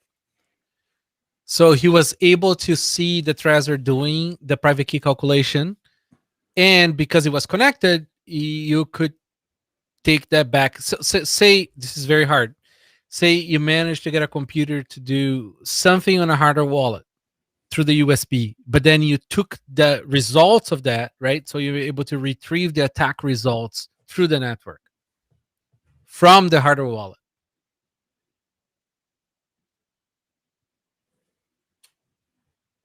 So in this situation, the hardware wallet is not connected via it's connected via USB, right?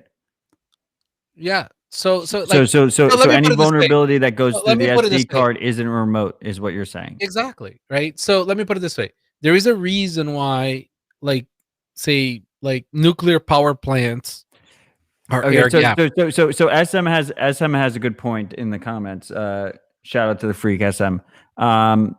So are you saying that a cold card that is being used air gapped with an SD card, it's impossible for it to be vulnerable to any remote exploit?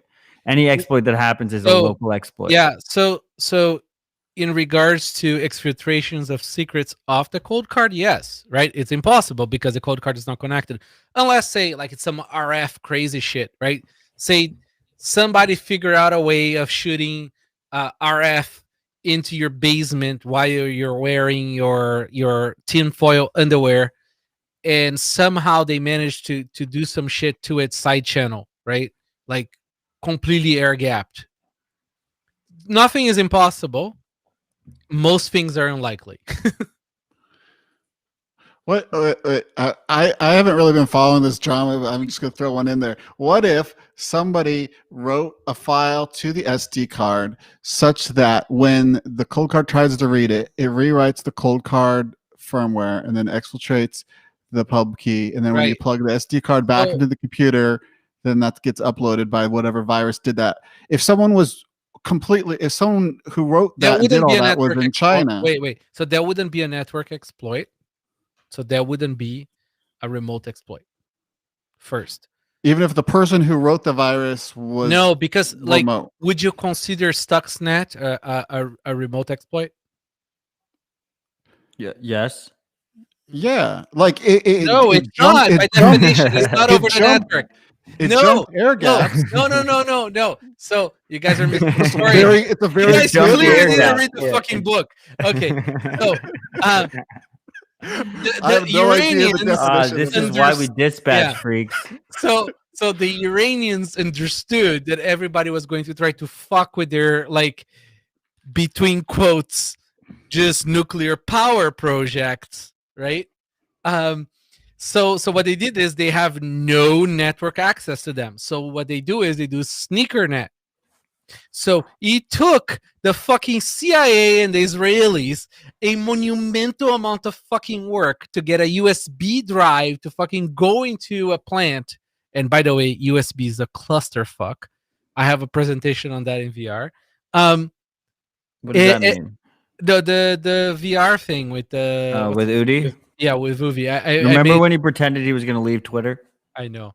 Anyways, if you We're want all to too understand, addicted. if you want to understand how bad USB is in a light matter, that presentation is great for that.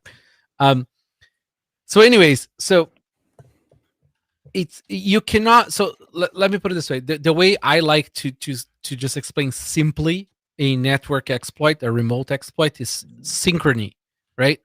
Can you synchronously retrieve your attack? Yes or no? No, you can't without a fucking wire.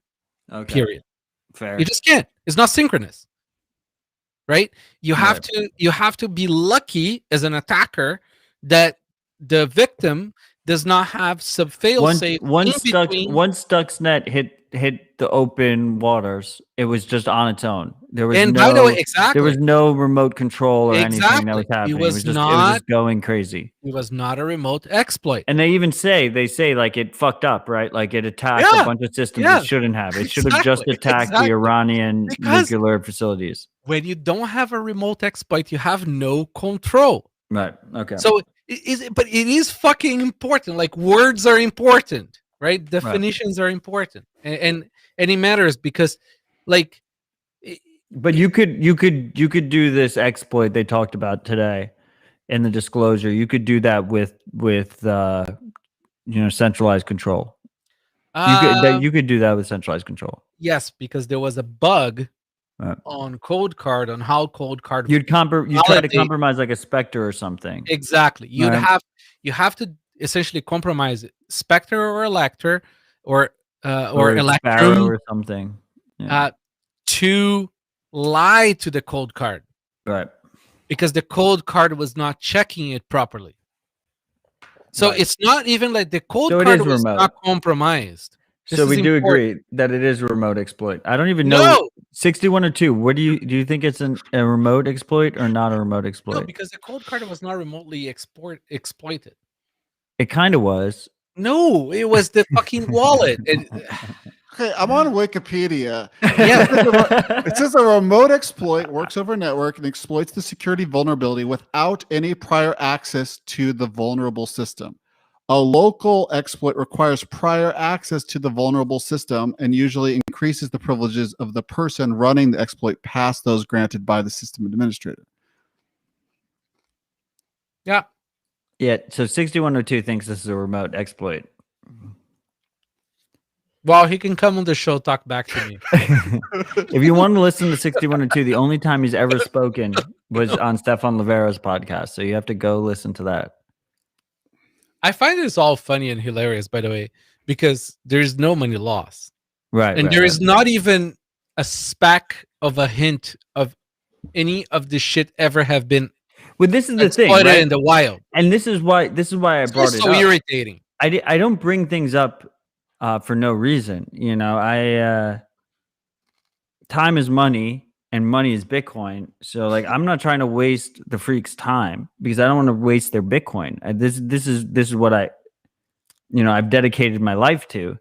The low hanging fruit. Like if you're going to start changing receive addresses on people, Electrum, they got fucked here in this case. No, Coinbase or like Kraken or some shit. No. Right? Like why? What if I'm you're going to not start like your changing bone. receive addresses on people? They do way more volume than any of these fucking open source software, and it's way low hanging fruit. It's super easy. It's way easier.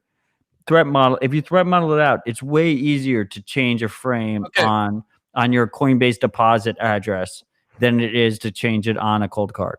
Okay, go back for a second here. Okay. In this case, for cold card to be remote, like, so the cold card here had a bug that's being exploited by a Electrum or a Spectre that got hacked. Like, this is the main like difference here. Is the cold card being cold is not getting hacked whatsoever. So in many it's being fed wrong information, and then we it had a falls bug for that we it. were not checking for. It doesn't but, it doesn't catch it, right? and most hardware wallets don't even check at all. I know this is one. So first of all, to the listeners who aren't watching the feed, 6102 wants everyone to know that he doesn't know whether it's a remote exploit or not. That's why he asked. He's my boy, so I think he thinks it was a remote exploit, but whatever. I don't appreciate you not taking a position because I have to take positions every day. I agree. I think one of the things people don't realize with the cold card is the cold card. We see more so-called vulnerabilities of the cold card because it has so many more features than any other fucking competitor device has. Like the competitor devices aren't vulnerable because they haven't even attempted to try and solve the problem. Like they're not even offering you the capability of fucking yourself because you're not even close to it. They're playing it's a whole different game. It is fucking irritating. It's like nobody's fucking checking for this shit. Yeah. And the competitor just say, "Oh, look, we Cold Card has this problem. We check for it." Yeah, when did you start checking for it? You just find out about this problem. It's all like silly, right? It's like things that people have not exploited, and realistically, you could say, "Hey, why did the signing coordinator get hacked? Why should that be my problem?" Wasn't that the whole point of a cold card? Is that it's easier to hack your desktop? Oh, but computer? if you're telling me to sign some shit and I have the key to sign some shit, I should just sign it, right? You're the I love boss. having Paul here. I don't know what this actual exploit is, so I don't know. You didn't see the exploit? No. Wait, so it's offering you something to sign, and you're signing it. The exploit is you end up signing that the wrong thing. Yeah. they give you the wrong keys. They give you the quorum keys. So like if it's like a 2 of 3, they give you like 2 wrong keys. So like the third key was right, but it didn't matter because they control the two keys. that are needed to spend the funds. Hmm. And obviously, we've seen with these other disclosures in the past and other prospective tax, you could have a situation where it's like a hostage situation where like no one can spend. Talking about and then the attacker's like, if you want to spend this, then you have to pay me money. Otherwise, we're just gonna let the Bitcoin sit there in by like the way, I three have of three or something. let's talk about disclosures in general. Okay, I have a new term for Yeah. the shift guys. I call them salty cunts. Okay, so you're not paying them bug bounties. No, and if and, you're a and his- competitor- wait, one second, Rodolfo. I love you, but shut the fuck up. So you're not giving them a bug bounty. In the space, people are like, in the space in general, the general consensus is you offer people money to tell you if there's an issue, and you pay them, and then you find out about more issues, right? That's the general consensus. I think the logic pretty much, pans out. Explain to the freaks why you won't pay a Shift Crypto employee, makers of a competitor hardware wallet, the Bitbox, a bounty when they disclose these vulnerabilities. So it's not my job to subsidize their company, right? This is a failing company. These guys were liquidated just a few months ago. And see, it may look from the PR perspective that, these guys are just earnestly looking for bugs, right? But the problem is a lot of these guys will come up with a feature, let's say a security feature, and then they'll go look at the competitors that don't have the security feature yet, right? And then they'll say, well, that's a bug, and that's a flaw, and that's here's my responsible disclosure, and you clearly have a hole, right? It creates a wrong sense of incentives. See, if you are a competitor and you want to responsibly disclose because you get all the PR, then by all means do it. Just don't expect money. It's little money anyways for competitor sort of sake, right? It's a lot of money if you're an independent researcher. Independent researchers, that's what they do. It depends who you are. I mean, like Google has massive, huge bug bounties. Oh right? yeah. I mean, Apple offers $1 million for a remote exploit. Yeah. And one of the cool things is the free market bug bounties, where you can like kind of the more money offered for a particular platform 0 day basically signifies in a free market way like that platform is more secure because people are more willing to pay for it, right? You want a good example? It's like Trezor pays everybody, and the thing is a Swiss cheese. So so that doesn't pan out, does it? I think 60102 makes a good point. It was a bug. Okay. Cold card is now better as a result. So I agree. And they got some PR. So you are going to fix this. Oh, it's already being fixed. It fixed in January. It was fixed in January. 2 months. Whatever. I lost track of time now. 2 months, 3 months.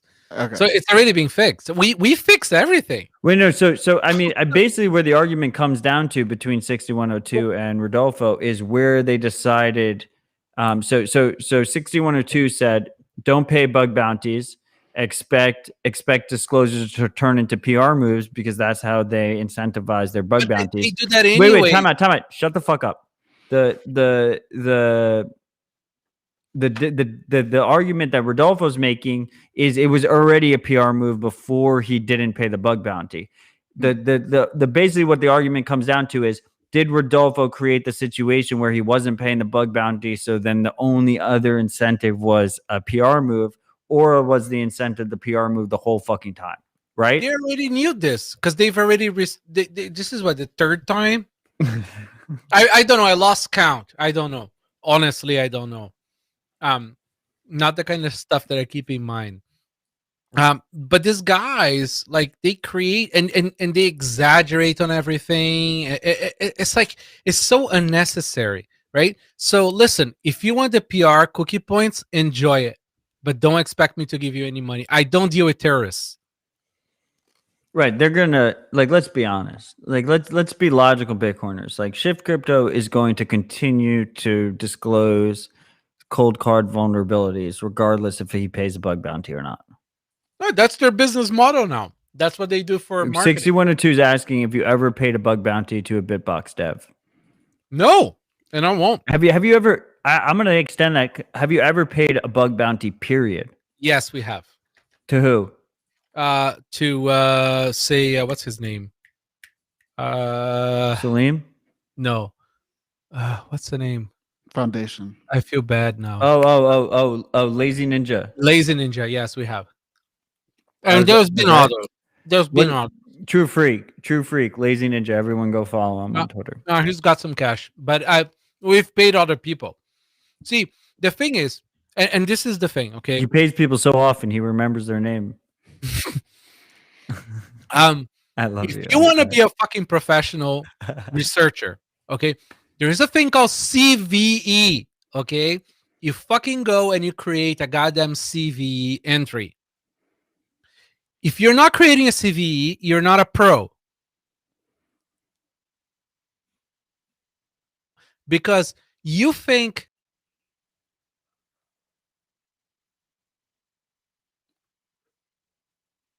a few times already. He completely exposed HWI. He exposed a bunch of other projects as well. Like, you can't just have this sort of like little emotional the qualms with other wallets and all this shit. Stop with all this crap. Grow the fuck up. Okay, create a CVE. Tell the affected parties that you know of. Maybe get some money from them. The users are safe that way. The parties that are not necessarily in your view will also get visibility, and then they will also fix it. This shit has other people as collateral. It's a problem.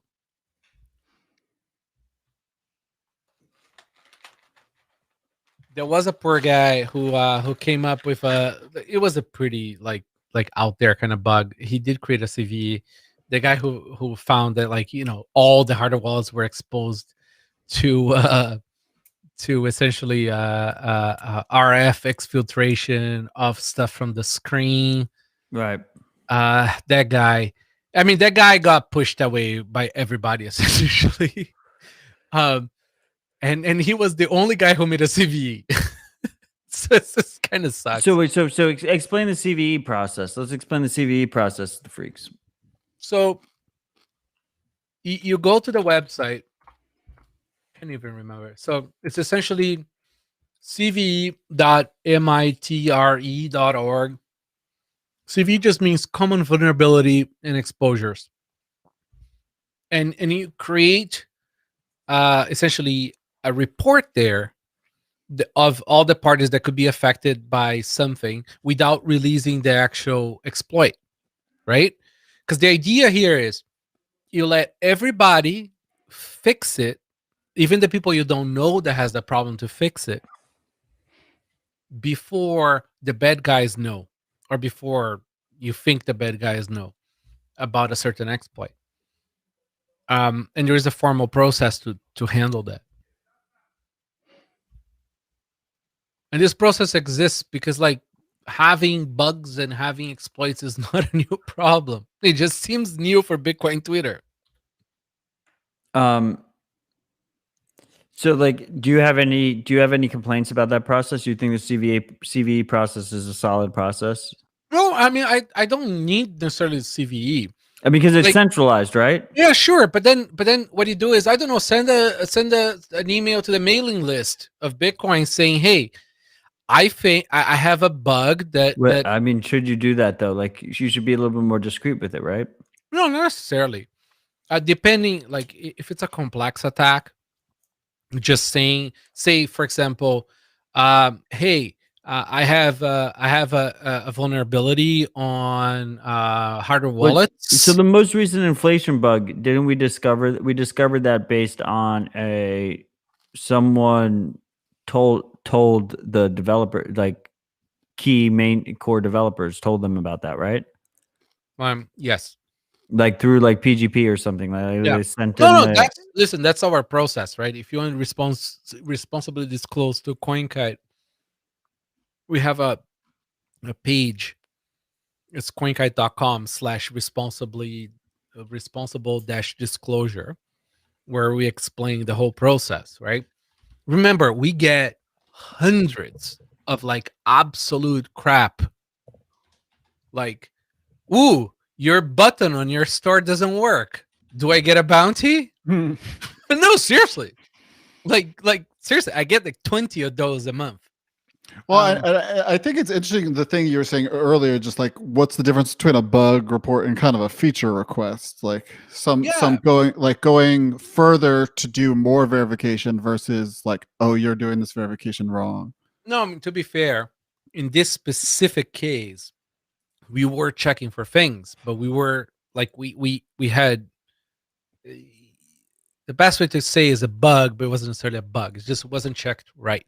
We were believing the XFP, right? The ID, like the short version of the ID of the wallet.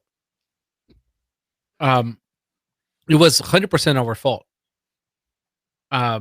But I think it was, as usual, by these people completely blown out of proportion and then spun as we don't pay bound. Like, I mean, listen, it was like PR terrorism. Like, I mean, it really was. like the last time. But aside from that, and this is gonna keep on happening forever, right? We handle money, and people have like billions of dollars in our devices. So it's expected. It comes to the territory. And this is not new to us. We've been doing this for like essentially a decade now. So what I say to people, you gotta rewrite it in Rust. right? Because that's gonna fix everything. Exactly. It's all types. What I said, that solves all the problems, right? No, it's just like, it's just so unnecessary. Like I feel like they haven't got the memo that competitors attacking competitors in the hardware wallet space with like poor PR does not sell anymore. It used to be a good quality marketing tactic, right?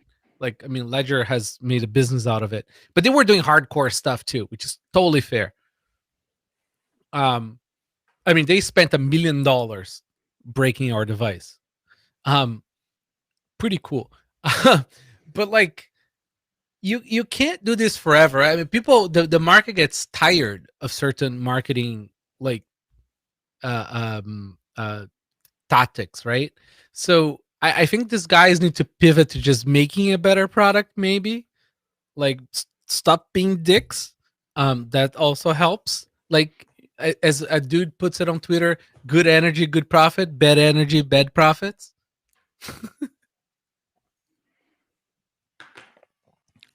I've never heard that one. Yeah, no, it was the first day today to me. Rodolfo hears it because it's literally someone commenting on this exact situation. So both me and Rodolfo were tagged in that one.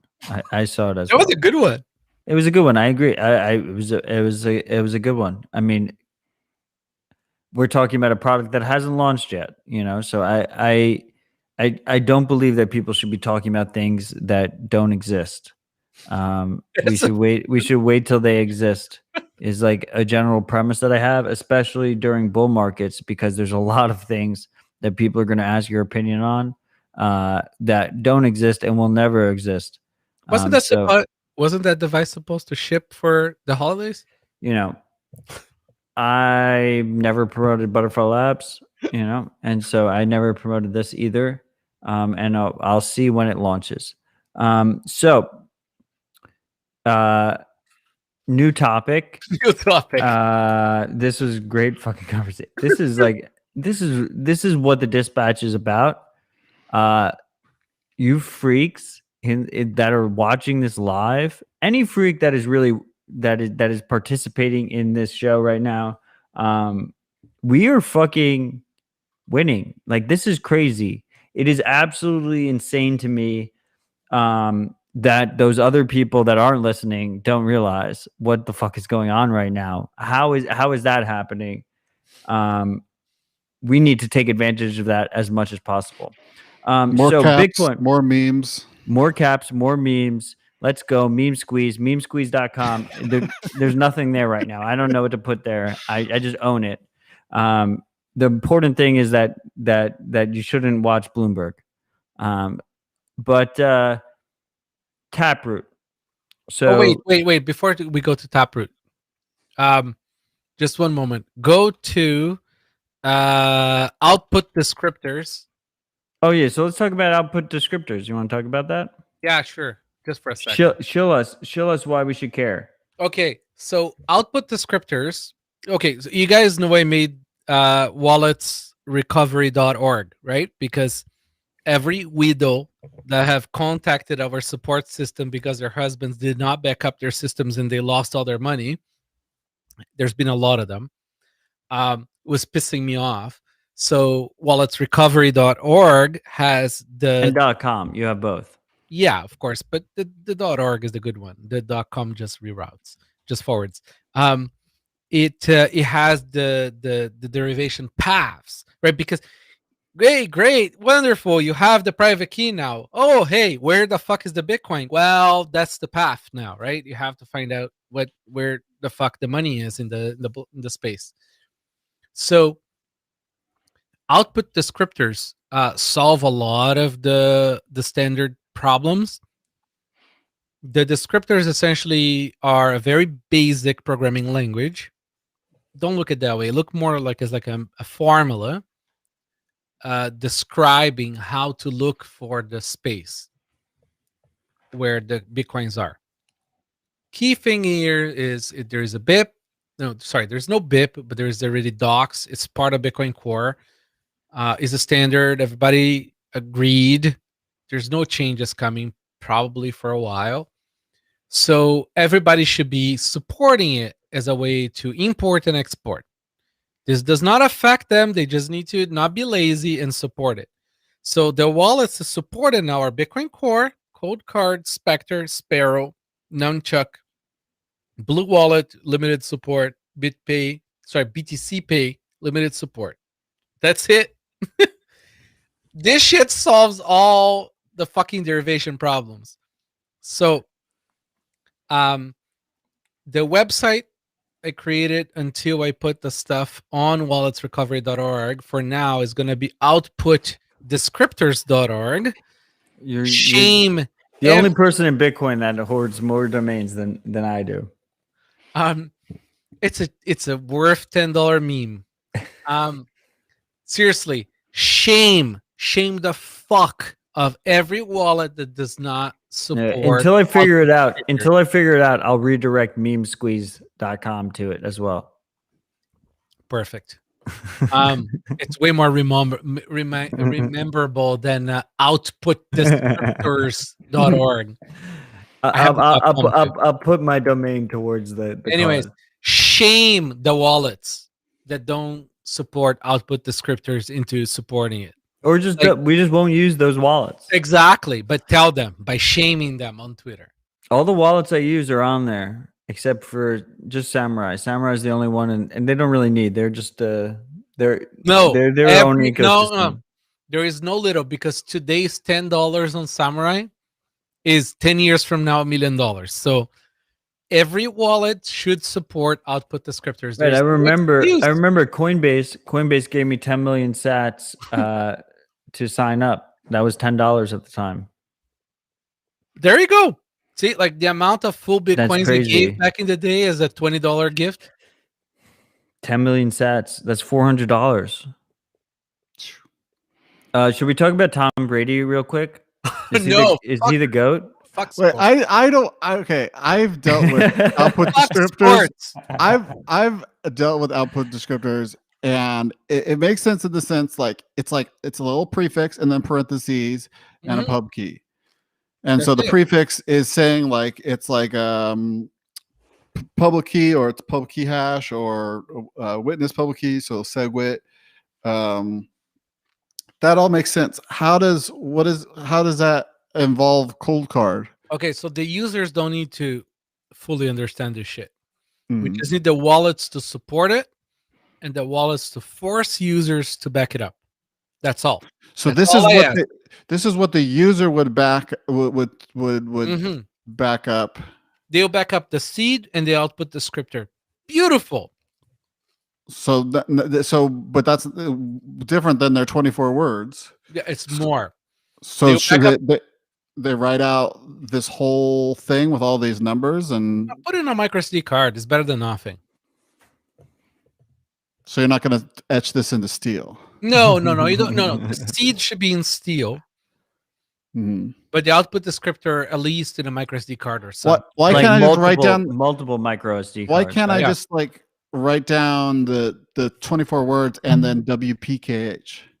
Well, you can, but then you need to know the account, maybe the gap, right? Because, for example, is it Is it Samurai? possible No, not is it- Samurai. Is it, Wasabi. is it possible to put all this information in like an extra word or two? No. It's Well, not. the account is a range from like 0 to 999. Why don't we just right? like why are we in a situation where we just default all these things? Like Okay. why aren't all these So, numbers because- defaulted? Okay, as I told somebody yesterday, standards are 99% sales, 1% technology. Okay, it doesn't matter how good we come up with this shit. The vendors are never going to be all in consensus, right? So if the spec is too good and too precise, it's harder. So I rather we have any spec that people just attempt at backing up than a precise standard, and most don't do it. So anyway, so just please, like, it's enough. Seriously, a seed plus an output descriptor is like holy grail. Weedles are saved. They have the money. So for now, So how long is the output descriptor? What does that look like? It looks like a word and then a parentheses and then something that looks like a pub key. yeah, it's not much. Or if it's like a multi-sig, But so it's like too long to write down, right? Yeah, it's not a no. It's not just too long. It's prone. It's like it's like computer shit, right? It's not hacks per se. It's computer shit. No, that's the best way to explain to a person that doesn't. I just like imagine my puppy just Right, it's like spitting it out. P2PKH. it's your Right? license to Windows XP without the hyphens. Right. I Exactly, I right? figured it out when you were just like it just like looks like a fucking XPub or whatever. It's not ideal. So just save that shit on your computer that you have just for Bitcoin, and back that up. But it's not because if you had the 24 words, you could just do a lot of guessing or go to the wall coverage. it can get Wait. So let's just talk about this for a second. Like the cool thing about seeds, and like seeds get so much shit. Like so many people like talk. But at shit least you about have seeds. it. One sec. The crazy thing about seeds is that it is very difficult, and it's time consuming and hard to contemplate in your head when you have to save like a digital backup somewhere. Like I don't know if I have the backup updated. I don't know where it is. I don't know if it's secure. I don't know if someone can access it. There's like all these different things in my head. But if I'm able to just like write down 24 words, that is way easier, right? That is a way easier concept for me to not only do correctly, but to feel comfortable afterwards that I'm secure, right? So I think there's really something to be said about removing digital backups completely from the user. I mean, like they have the option if they want to, but the average user probably best case scenario for them is they have no digital backups whatsoever. Yeah, so the way I look at this is like the BIP39, for all its flaws, it's quite amazing already, right? It's a big deal. At least you have the fucking secret. You might not know how to use the secret, but at least you have it. So you have the hope that somebody can help you use the secret, right? Now, there's a lot of wallets out there, a lot of wallets doing shit that's not kosher on derivation paths. And then there is needs for things that are not necessarily obvious, right? Like, for example, for wallets that care about privacy, they're going to do non-standard gaps in derivation. So if you're not looking with the right software, you're not going to find all the money. That's why it's so important to use descriptors. Descriptors would specify all the things related to derivation. It's quite a good solution. It's just not very human compatible in terms of writing it down. That's what I'm saying, because it's not the secret itself. So it's not the end of the world if you lose it. It's not ideal if you lose it, but it's not the end of the world if you lose it like it is for the seed. At least save it in digital form. That helps a lot. And you know what? It helps a lot to migrate from wallet to wallet as well. So if you want to change vendor or whatever you want to do, that helps. So shame everybody into accepting. It's the same with PSBT.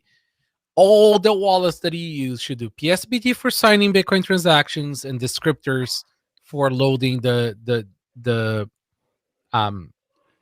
wallet type in. How does a user get this from Cold Card? It's an SD card. That's it. Like if I export like the JSON though, I don't see the. I'm There's looking a at choice. No, there is an option there. Bitcoin Core is going to do descriptors.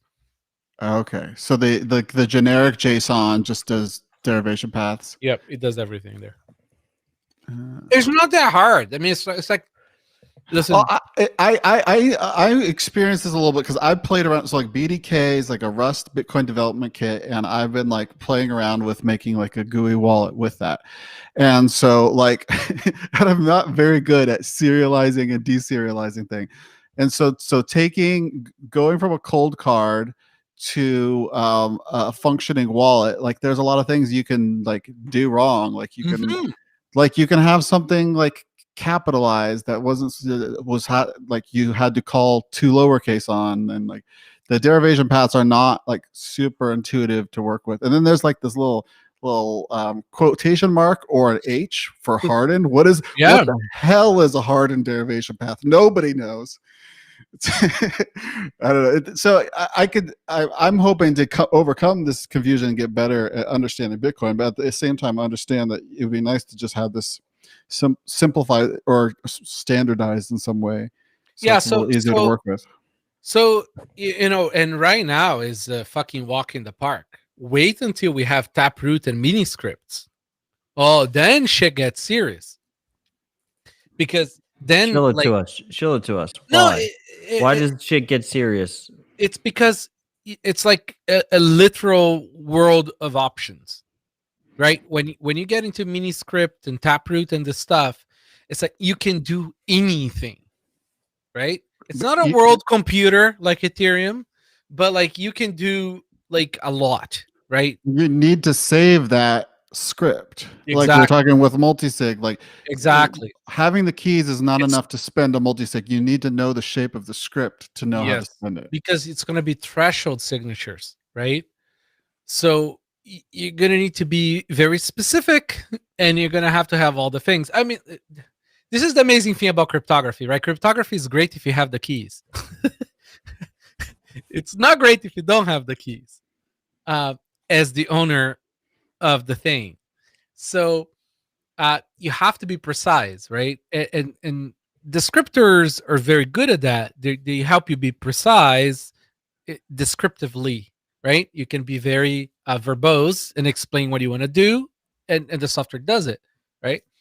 With the current setup, I mean, to be fair to Electrum at least had they support this skeleton file. That's how we call it. But it's this JSON file that Electrum just opens as a wallet, right? But before that, there really is no other wallet that supports that. You couldn't generate an electric like a wallet file for the wallet to do it. You had to go through the wallet setup to get it done. So you needed a human to go through the whole setup again and again and again every time you wanted to do it. At least with the Electrum JSON file, we can generate that as a hardware wallet, and you just open it. Now, with the descriptors, it's like human legible, and you can do this stuff, even if it doesn't look human legible. It's like it really is human legible. Now that stuff is like not the end of the world when it comes to normal, let's call it normal Bitcoin. But when you come to mini scripts and Taproot and all this stuff, it's going to get very complex, very fast.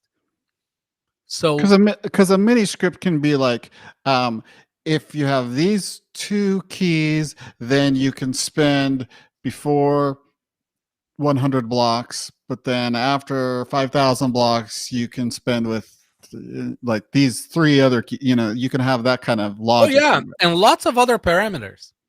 Lots of stuff can go in, right? So it's going to get very tricky. So we want wallets to be kosher before even that, right? So let's get the descriptors out there, and then the descriptors are going to be used for mini script.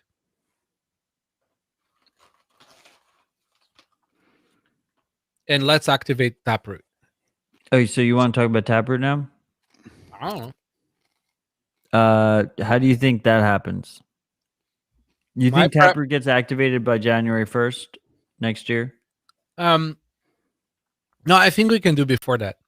You think before that? How early? Yeah, When's this going to happen? 6 months? So what we can do is we can do. Well, first of all, why do the freaks care about Taproot? Yeah, because it's like we can have some on-chain privacy, not all the privacy, but some on-chain privacy. Ultimate, I'm still on the fence with the whole confidential transaction on-chain. I don't think that's a good idea yet. It's cheaper and more private multi-sig for the average. Oh yeah, user, I mean right? way more, because like you can hide all the types of things. I think transaction type. There's been a major failure in how we explain Taproot to the masses, and I think that's the soundbite, right? No, it's because honestly, cheaper and more private multi-sig. It's fucking complicated. Okay, it can do a fuck ton of stuff. Privacy is not. Privacy is just one little thing out of all the things Taproot can do. It's a fundamental change to Bitcoin because of Schnorr. And everybody is pretty sort of like hangover from SegWit.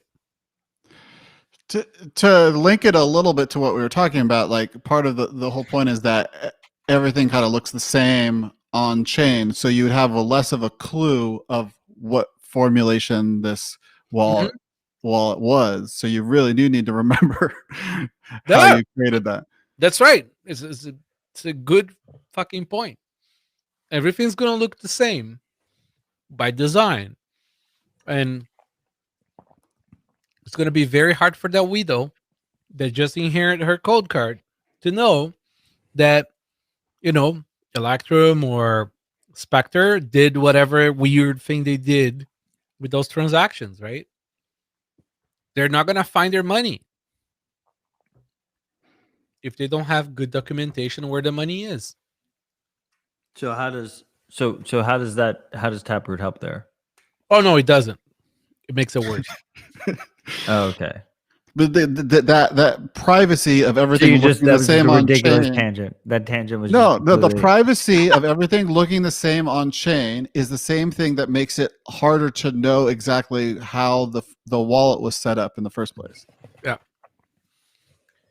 But do we agree that my distillation of why people should care about activating Taproot is cheaper and more private multi-sig?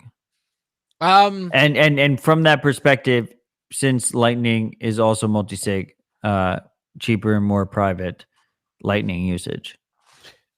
it's not even, it's not quadratic anymore, right? Because of 6102. 6102, like eight. I understand why people think it's my nim. 100%. It He- totally is. He's shilling. He's shilling your my own service. shit in the chat when there's people on it, He's dude. currently Should have shilling my used service. final message. Finalmessage.io, which is a dead man switch, which is designed for that exact situation. 60102. The problem is final message does not support multiple wives.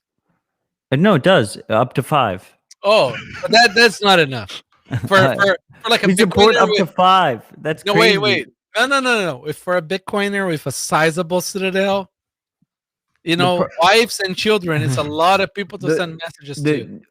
All jokes aside, like the real issue with final message, and we're very vocal about it, is that you do have to trust us to actually send the message, and that's why it should be used as a duplicate service. It's a backup service, so we both have to fuck you. You don't have to trust us with the contents of the message because it's encrypted, but you have to trust us with actually sending it. And this is why we need Taproot. Yeah. So Taproot is cool in so many ways because 6102, raise the wife limit.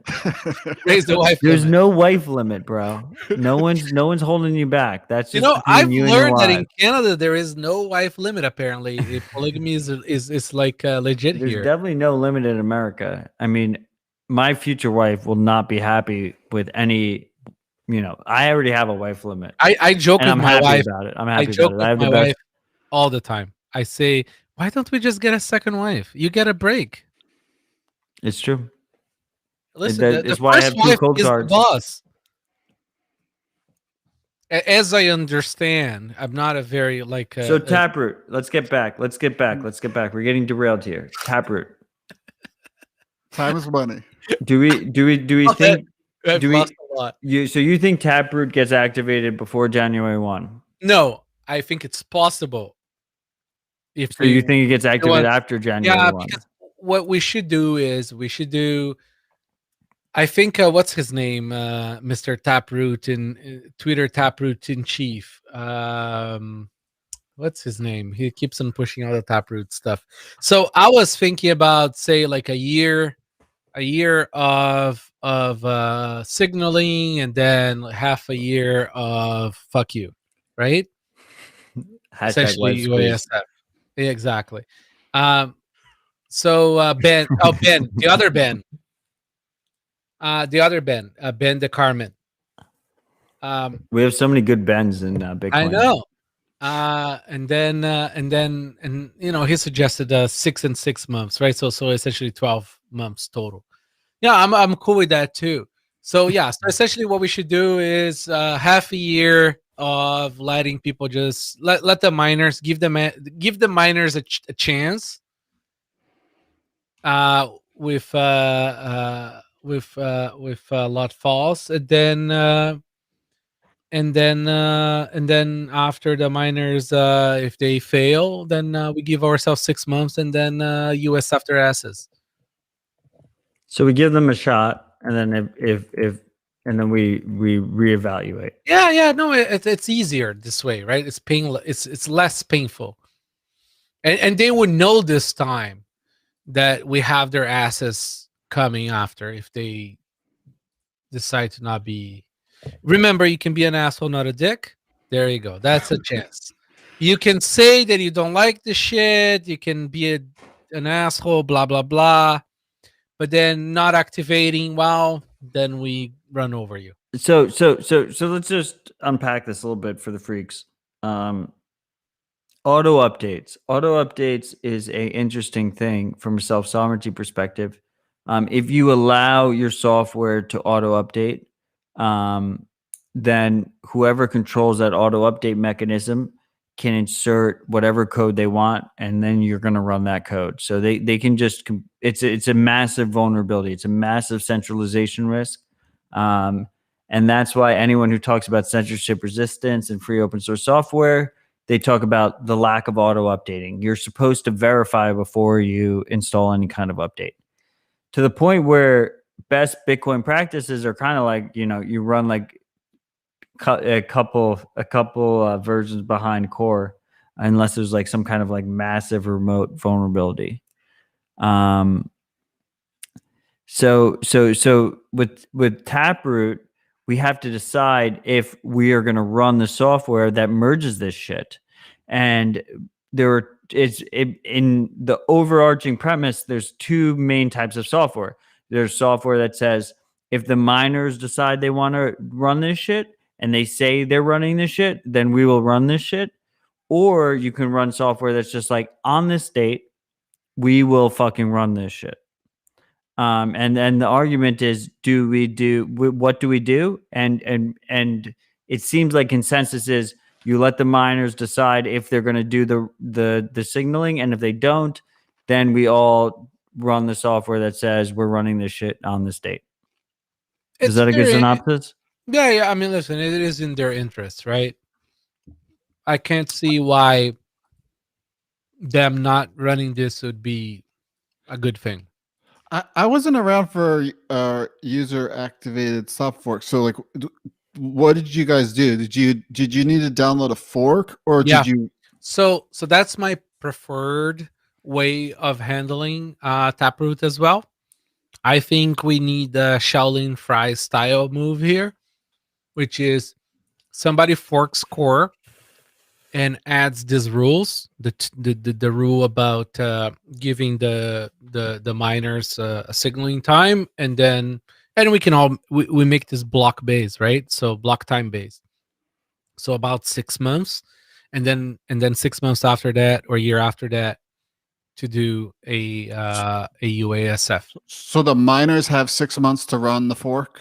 No, the miners. So yeah, essentially, yeah. So the miners have 6 months to start merging, or what do you mean? Sorry, what do you mean merging? Like, what are they essentially accepting Taproot transactions? Okay. If they don't, then they're going to diverge from the network, because the network is going to be running a network that accepts and relays. But that's after 12 months, though. Presumably. Yeah, exactly. So sorry, 6 months after the miners did not do their job. But but we're forcing their hand. Exactly. So what happens day one of the happy path if I'm a miner? No, so wait. So there's this weird so we're creating a money that is above nation states. So there's a lot of shit online, and things are getting it's going to get way heated. Like, people don't realize it's going to get even more heated than it currently is, but it is already heated. It's rough consensus, regardless if it's heated or not. Yeah, it's rough consensus, right?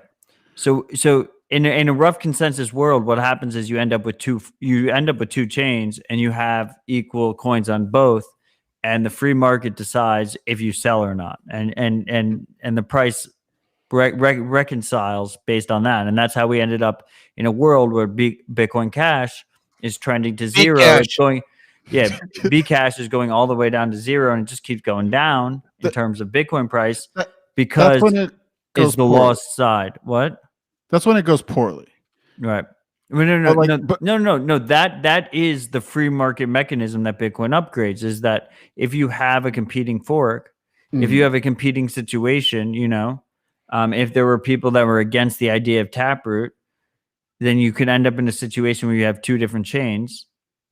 And then when you have two different chains, you're going to decide which one's more valuable on the open market. Like, people will sell them for each other, right? To be very blunt and honest, I kind of find it fascinating, because I could see conflict around Schnorr, but I don't understand conflict around Taproot. Well, it's Taproot Schnorr, right? No, I know, but like, nobody. Both. Yeah, I know, but nobody's talking about Schnorr, which is kind of interesting to me, because Schnorr is a fundamental change to Bitcoin, right? It's not the curve that Satoshi chose anymore.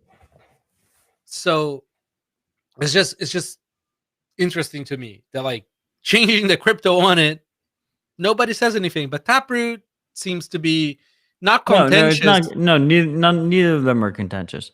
The problem is, so my point was earlier, and I didn't finish my point, was that we don't have auto updates in open source censorship resistant software because that's a vulnerability in itself.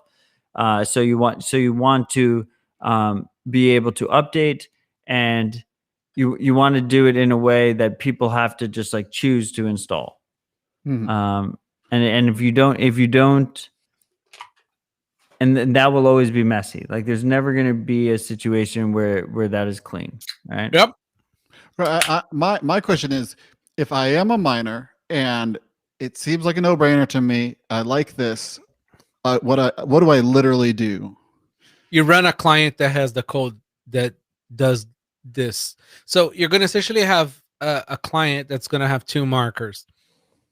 One is going to be, say, for 6 months. I mean, provided that's the path I just explained. It's going to have two markers, right? One is going to be a marker for a period in which the miners have to do their choice, and if they don't, then it switches to another marker that essentially soft forks into pushing Right. this change no matter what. That's the problem. So you don't have auto updates. You have no one in control. And then, so the devs don't want to be the guys that are like deciding if we update, right? So instead of the devs deciding, the devs are like, this is where we should update. And then they propose it to the miners basically. And they just hope that the miners approve that. And then that's pretty decent spread. And everyone's like mostly cool with that. But if you don't update your own software, you can opt out of whatever change happens. Yeah. Well, what's beautiful about Bitcoin though is we have this tradition of keeping things backwards compatible. Right. So which is crazy. I absolutely, it's my favorite thing about amazing. Bitcoin. Right. It's literally so we keep open dimes compatible with essentially the first client. The first working client. And What's that? it's fuck, I don't even remember the Which number client now. is the first working client? Well, it's that's still working client. It's 1.3 or 0.8. Can't remember now. Anyways, point is, it's one addresses.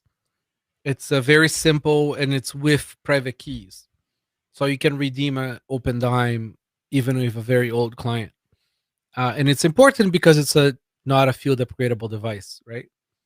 But what I like about that is the spirit of this is this idea that when you're dealing with money, right, you move very slow and you don't break things, and you make sure that whoever does not upgrade or does not do anything, he doesn't lose his money just because the whole network upgraded, right?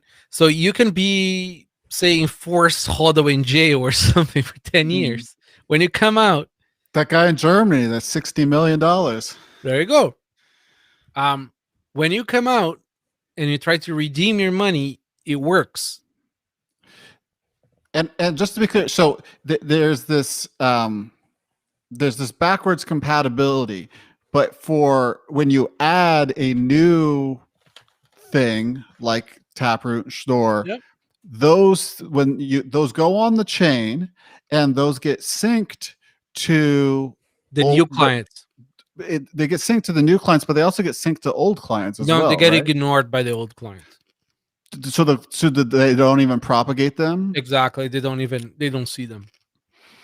But it doesn't break them. Exactly. It doesn't break them out of consensus. That's right. the reason it's a soft fork, is that even though this weird alien transaction is happening on the same blockchain that you're a part of, and that you don't think is even a real Bitcoin transaction because it's got this weird Schnorr stuff that you've never even heard of, all that's happening on your same blockchain, and you just ignore it, but you're still not out of consensus. That's right. If it broke the previous ones, it would be a hard fork. Right. A soft fork is going forward. Like, and if you time traveled in the past and you just tried to put a Taproot transaction on old Bitcoin, it wouldn't work. Well, it would work, but you would have to rewrite block history So no, it wouldn't work. Doesn't matter. Time travel doesn't work in Bitcoin. Not good at that. Or like literally just like time today, travel like has never If- worked actually. if today I don't know about that, but yeah. There's no proof of time travel. We have not had any time travel. if Wait, today is I that tried a to remote publish, exploit or not, Matt? If time travel existed, Bitcoin would have pumped quicker. No, but you can't, right? Because you're gonna rewrite. Well, I guess Right? you Like I write- assume in the world of time travel, like Bitcoin's full value gets priced in at like 1 second.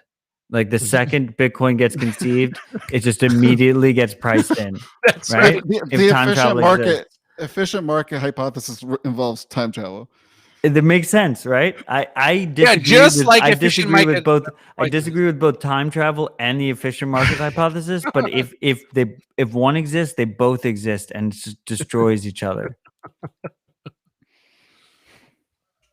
I'm so All I was trying to This say is is why we dispatch. if literally right now I published a Taproot transaction to the Bitcoin blockchain, all my peers would just reject it and it wouldn't go into the mempool and nothing would ever happen. And after the soft fork, that exact same transaction would work, obviously. sorry. I was looking for whiskey in my office. I finished my bottle here. What do you are you No, guys no. both I drinking? was having grapes and shit. I think this is the longest dispatch episode ever. Well, we finally explained Taproot. Everybody knows what it is now.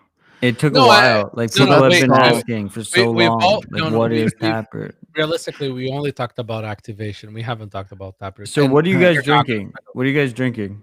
I was drinking a Pinot Noir. You're so classy. I am out of water. You're out of water. Wow. Wait, I'm gonna go for a sativa now. I'm drinking a Bozal mezcal. It's artisanal. jelly. It's delicious. One thing I wanted to let people know, because I literally just found out about this, but bitcoinops.org. It's a newsletter. It's got a lot of Optech. information on it. Yeah, Bitcoin Optech. And then they also have topics. So like, I mean, I missed this. I didn't notice, but newsletter 133, it says there's going to be a discussion in IRC about some revisions to BIP 8 for how to activate Taproot. Yep.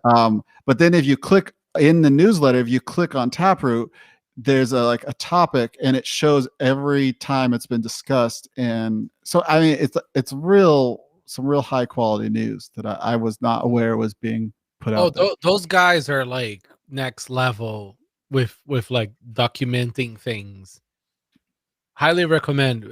Sign up for the Bitcoin Optech newsletter. It's really good. Yeah. And I wish I had, because I missed that little discussion in the IRC. I mean, I missed it too. I was busy that day and didn't go on it. By the way, if you go on IRC, make sure to use VPNs. Oh, why should we use VPNs? I have nothing to hide. Oh, Matt, you do.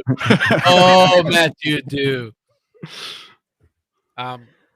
No, seriously, because the IRC docks your IP To everyone.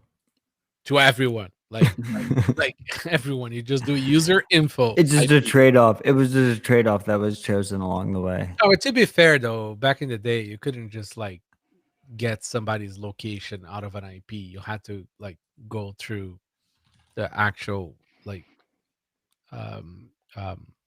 registrar or the provider. So you don't think it should be public? What, the IP? No, that I can just like type in an IP address into like where's my IP or whatever, and it tells me where the location is.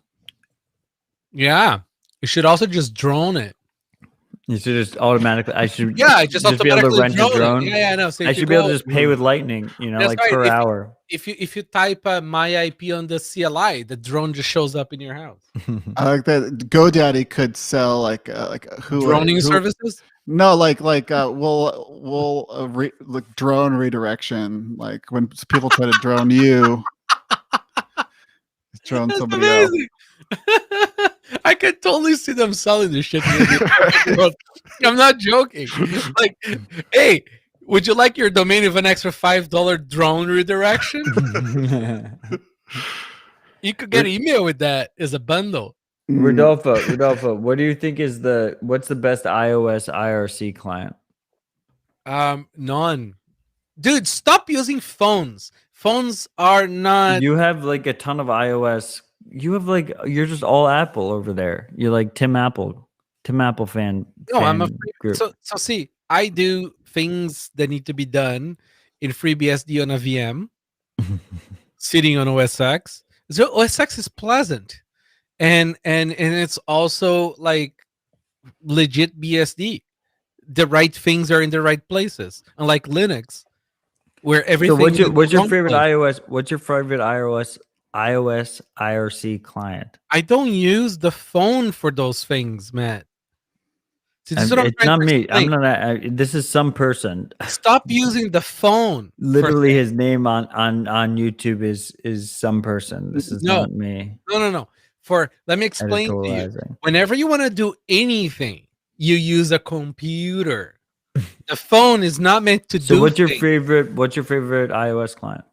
I mean, IRC client Oh, IRC. on like Mac or whatever. OS I X. use Web. what is it? What's the Iris or whatever is the terminal one? Oh, you use it in terminal. Yeah. You do all your IRC in terminal? Yeah. Wait, Oh, I don't inside of do your that. VM or in just the regular Mac? No. In the regular bash session. Actually, I use You just do it because it just feels Hackerman, or like you no, think it's a better because I experience? use Mutt as well. So my email client is also on the It's also on the CLI.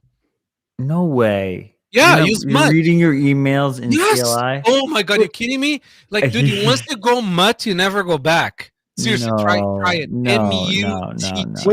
What do you do in the VM that you can't do or that you don't want to do in your regular terminal then? Anything that I don't want my computer to see. You fucking that you live in the Stone Age, bro. No, dude, it's the opposite. I'm snoozing emails Oh my and God, shit. no, you don't You're understand. just like you have no idea what's going on. Mutt is a revelation. See, it's like VI, right? So by the way, you Mutt live in the fucking Stone Age. You don't even know. No, you don't don't even understand. know. You don't even Matt, know what Matt, we're doing. I can search and tag emails in like a millisecond and delete them. I can literally go like No. just basic little commands. Oh, it's so good. If you're a VI, like normal human, I do like Vim. oh, if you like Vim, dude, Mutt, imagine editing your emails in VI. Oh, like it's amazing. And it handles PGP beautifully. I mean, obviously it handles like So PGP, seriously, fantastic. try Mutt, MUTT for email. Once you go Mutt, I swear to God, like you don't even want to look at your phone anymore for emails. And then you use IRSSI for terminal. Just go terminal. Any fucking thing that's text only, just use the terminal. Why would you use anything else? The terminal is the best tool ever made for text. I like clicking on things. Yeah, you press the command. Yeah, like what am I a pariah? I just like graphical user interfaces. See, how can you be for privacy? Like, How can you be for that? privacy and be telling people to use phones and like GUI shit? It's true. Like in Rust, if you want to like build some software with a GUI, you're gonna like recursively end up with like 150 dependencies. Yeah. Whereas if you do like a terminal thing, you might have like recursively maybe 50. Everything in Rust ends up with a lot of dependencies, but people are literally really cuts it down. Incapable of scamming me over email because on Mutt I can see the fucking headers on my emails and I can also see like everything, like the links are like they look like kind of like a markdown link or something, right? Yeah. Rodolfo. Seriously, people, stop using GUIs. Okay, I agree. You're right. Okay, like everyone should just stop using GUI emails. I have a freak who reached out. he compiled every single entry for this giveaway contest. He has them all in chronological order. He has it all compiled amazing. for me. He deserves a cold card for Yeah. the work. Can we give him a cold card? Yeah, of course. Okay, cool. Okay, thank you, Brother Rabbit. We Wow. appreciate you. No, seriously, man. What a hero. That's work. Yeah, no, dude, what he sent me is insane. So he says the winner is Mark Kex BTC, with his guess being $3.68 away at 46,505. Oh, so Wow. it's not block Congratulations to Mark Kex.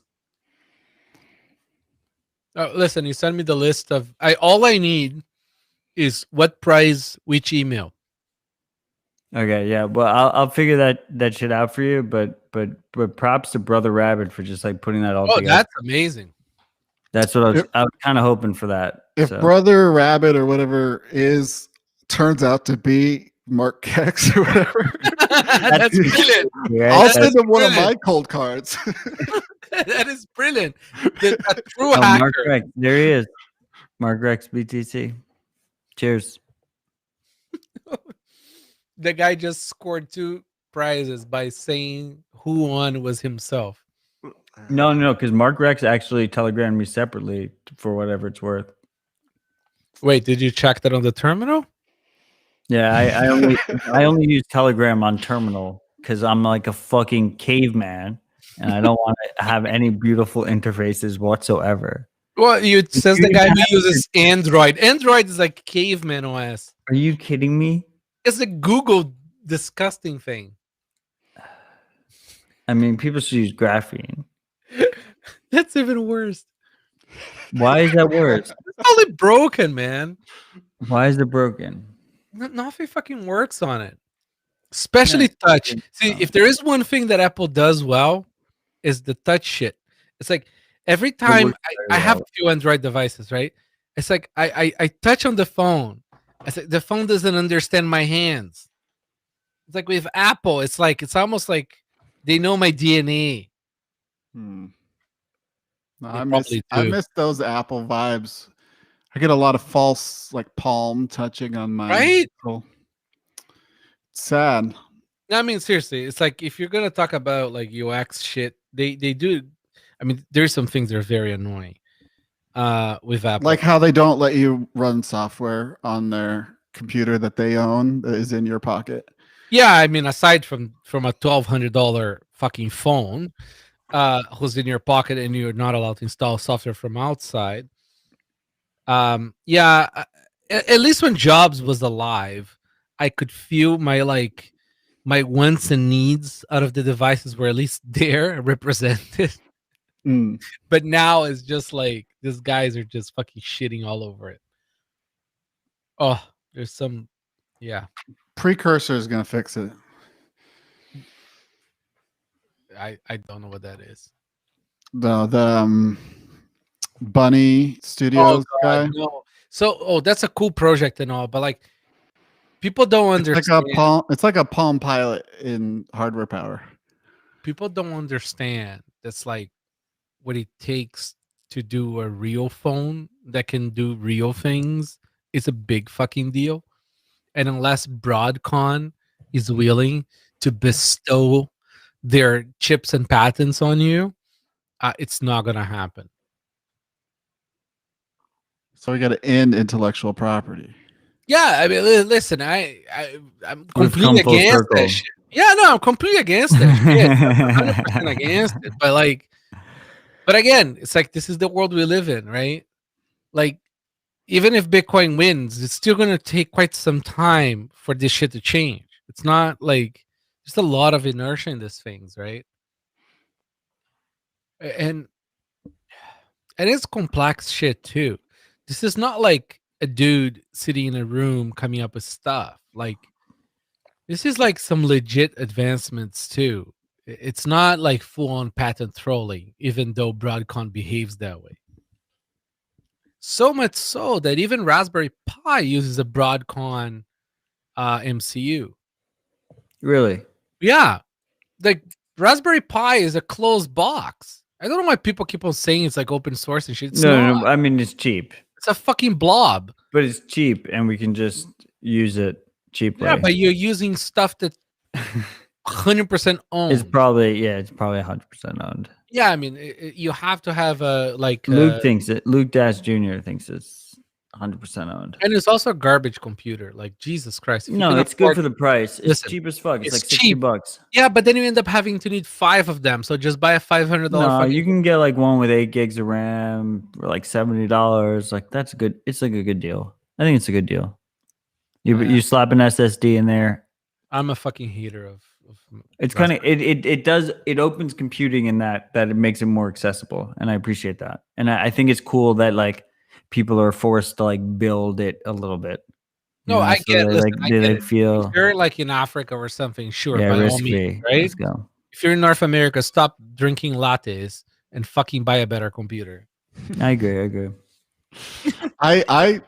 I'm very much on board where like I don't want the slowest thing in the world to be my Bitcoin node. So I'm Yeah. gonna buy like one of those like tiny little enterprise like Yeah. mini computers. Now you see, And like the Wi-Fi and like the network card is I don't know, there's something weird with it. It like drops off the network. I have to reboot it. I can't figure it out. All right, so if So you want pro frustrating. shit, standard tech, but pro stuff, go to Logic Supplies. It's Logic Supplies .com or whatever. They have really nice solid state computers because fuck fans, right? And fuck spinning disks. So you buy one of their little micro ATI, whatever the fuck it is nowadays, with like a decent sized drive and whatever. But their computers are like really high quality Intel boards and stuff made for industry, right? They're not like home shit. I think I have one, running downstairs for like literally 10 years. Just fine. Actually, I have a Mac Pro downstairs running for 20. So this is the thing about Apple, right? Like I have a computer running for 20 fucking years. I got EMMC and these ones. Because these are the cheap ones. Yeah, they sell from all, like they have all price points. I think it starts at around like $300 for something like usable. I think they changed their name. It's onlogic.com, by the way. For people looking. It's all pretty marketing now. But anyways, and they have like decent extrusion aluminum like cases for the boards and all that stuff. And then you choose by industry, right? Like what kind of industrial gradeness you want for the stuff. Anyways, it's nice stuff. And it's like fair price for what it is. And Dope. it's not a Raspberry Pi.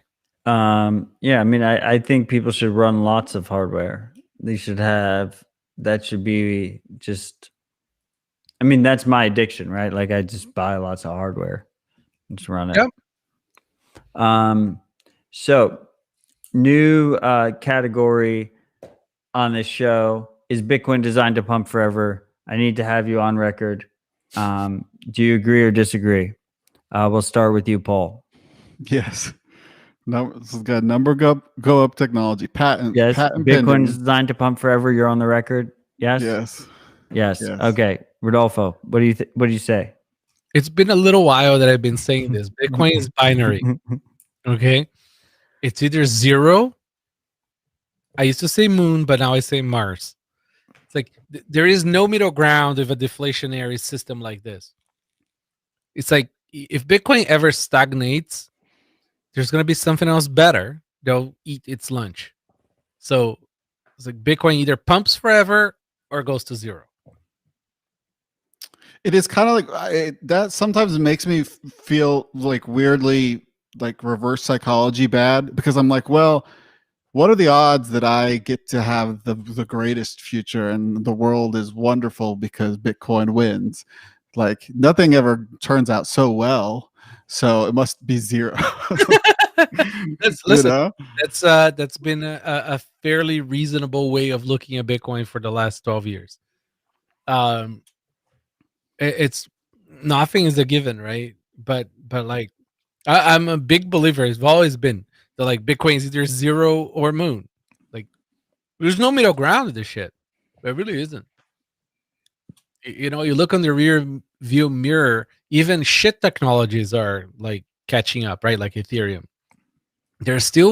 We can still see them looking back. So you gotta keep on innovating and making it secure. There really is there's no end to this shit. You don't think? I mean, Ethereum's a joke, right? Yeah, but you know what? It's a joke of good marketing, man. And good marketing goes a long way.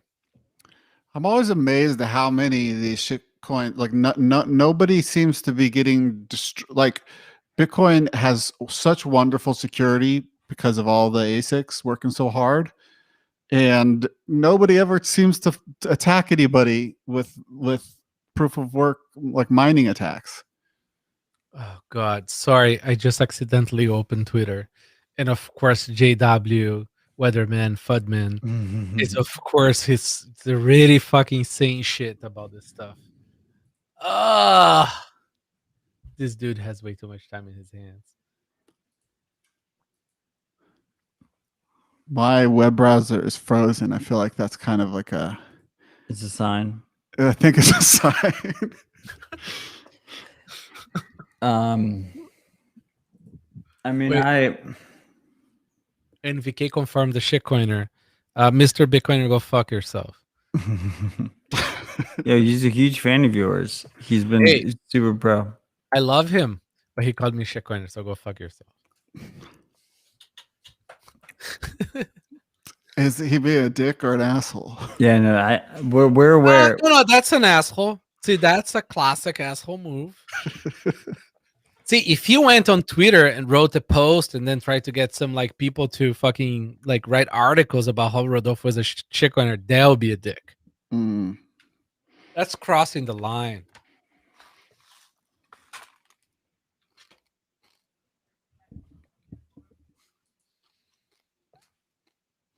Semantic. So yeah. So we all agree that Bitcoin's designed to pump forever. Yes.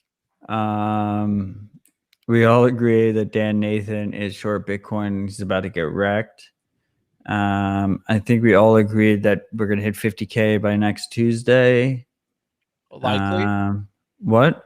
Likely. We're gonna hit 50K by next Tuesday, right? I don't know. It could be less. It could be more. Okay. I mean, I think we hit it by RHR on Thursday. No, I know, but then I think there'll be like.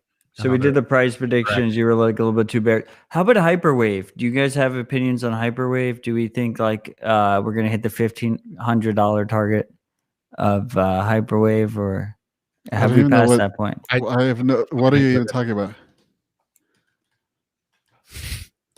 Rodolfo knows what I'm talking about. Nope. Hyperwave was Tone Vase's. Oh no, I don't listen to traders. It had like a $1,500 bottom in March. I don't listen to traders whatsoever. Oh, in about 7 months. It was 7 months ago. We were going to hit 1,500, and then we didn't. Instead, we're up here. Oh wait, somebody's talking about Risk V here. Segue. Yeah. Do you have an opinion on Risk V? Yeah. So it's cool, but it's unlikely to take off. Why? Because FPGAs are expensive. That's one of the main problems. And then the second problem is kind of related to being expensive, is that most manufacturers don't want to add expensive like parts to their things because then the product is expensive. So yes, there is a chance that goes somewhere, but it's unlikely just because of cost. It doesn't have to be an FPGA though.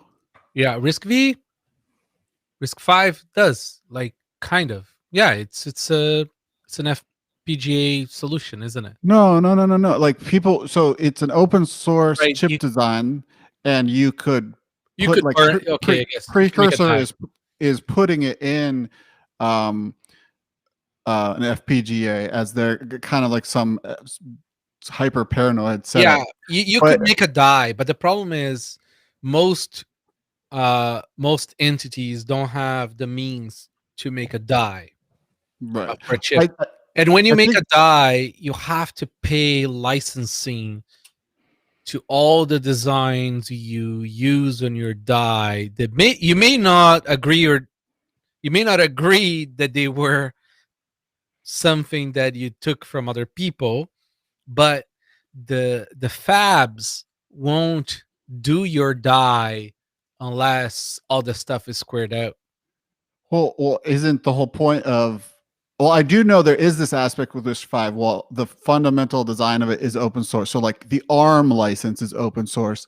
All the stuff that you might do on top of that, and a lot of the features that you might actually want in a chip, a lot of those are licensed from companies Exactly. building on top of those. Yeah, it's not simple with hardware, man. Especially when you're I making chips.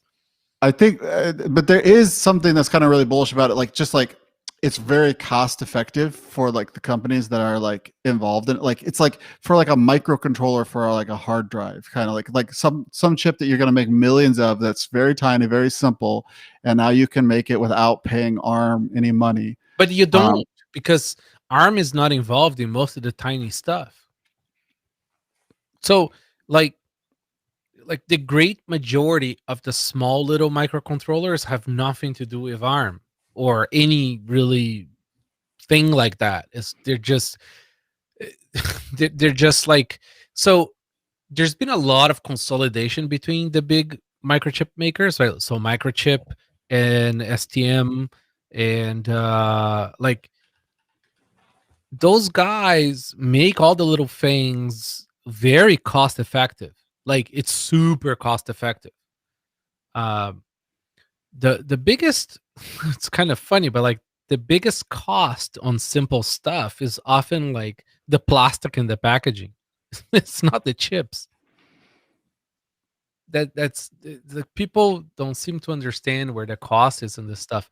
Now, when you get into devices that are more complex, then you normally the biggest cost would be your MCU, right? But still, it's not necessarily the biggest cost on a device. Well, it's not the biggest cost, but if you can save, I mean, I just know Western Digital has been really big into this whole time. It might be because they bump into some patent that they can't get around. But I wouldn't believe, because see, let me put it this way: for all the licensing bullshit you might deal with ARM, you get a lot as well, right? There's a lot of stuff already developed for it. You don't have to do it again. So it's not like black and white with the hardware stuff. And the calculations for like where do you want to save cost and where is not worth saving cost, it's not as obvious as people think it is. Listen, I think it's really cool. I'm always like very skeptical when there is open source hardware, or even if it's closed source to new entrants in the hardware space. It's a market that's extremely cost optimized already. Just for like an interesting anecdote here. Essentially, most of the hardware makers, the chip makers, announced that for 2021 there is a 5% increase in costs they're passing to the consumers across the board everywhere because of COVID bullshit. So I don't know. It's like, so for example, now car manufacturers right now cannot ship cars because the chip makers are backlogged. It's a weird market, man. There's Wait, so can we just talk about that for a second? Like, I was thinking the other day, like privacy car, like a car that like I love my lady and I would never cheat on her, but like if I were to cheat on her and like I wanted a car that like didn't completely dox my privacy everywhere I went, Like you have to buy a 15-year-old car, right? Yeah, 100%. No, but like, wait, is that wait. crazy though? Like, No, but is I there going to be a hate manufacturer that like offers us like a private car, so like I can have a car I can drive places where I don't have it like completely so exposed to the world? before we started hitting record, I was talking to Paul about the like I have an affinity to mechanical devices that are dumb as possible. So my car, I chose a car that has the least amount of beeps and the least amount of computing as possible. Uh, it's a new car, but still, like the car doesn't have a smart anything and is not connected to any GPS anything really that can transmit. So you can still make those decisions. That's still possible. But when I'm talking about chips is this in general, right? So like your car is full of them, right? Like it drives the ABS system, it drives everything. Like everything in the car is electronic, right? And thankfully they use a lot of like sort of very closed loop, like simple systems that so they keep the complexity down just for their own sake too, right? And all those chips have to be made by somebody, and right now it's all backlogged. It's sorry, I dropped my browser, crashed my whole computer because I'm not running Mac OS. I'm running an inferior Linux. Oh Jesus Christ! Wait, backlog. You talking about like the actual fabs?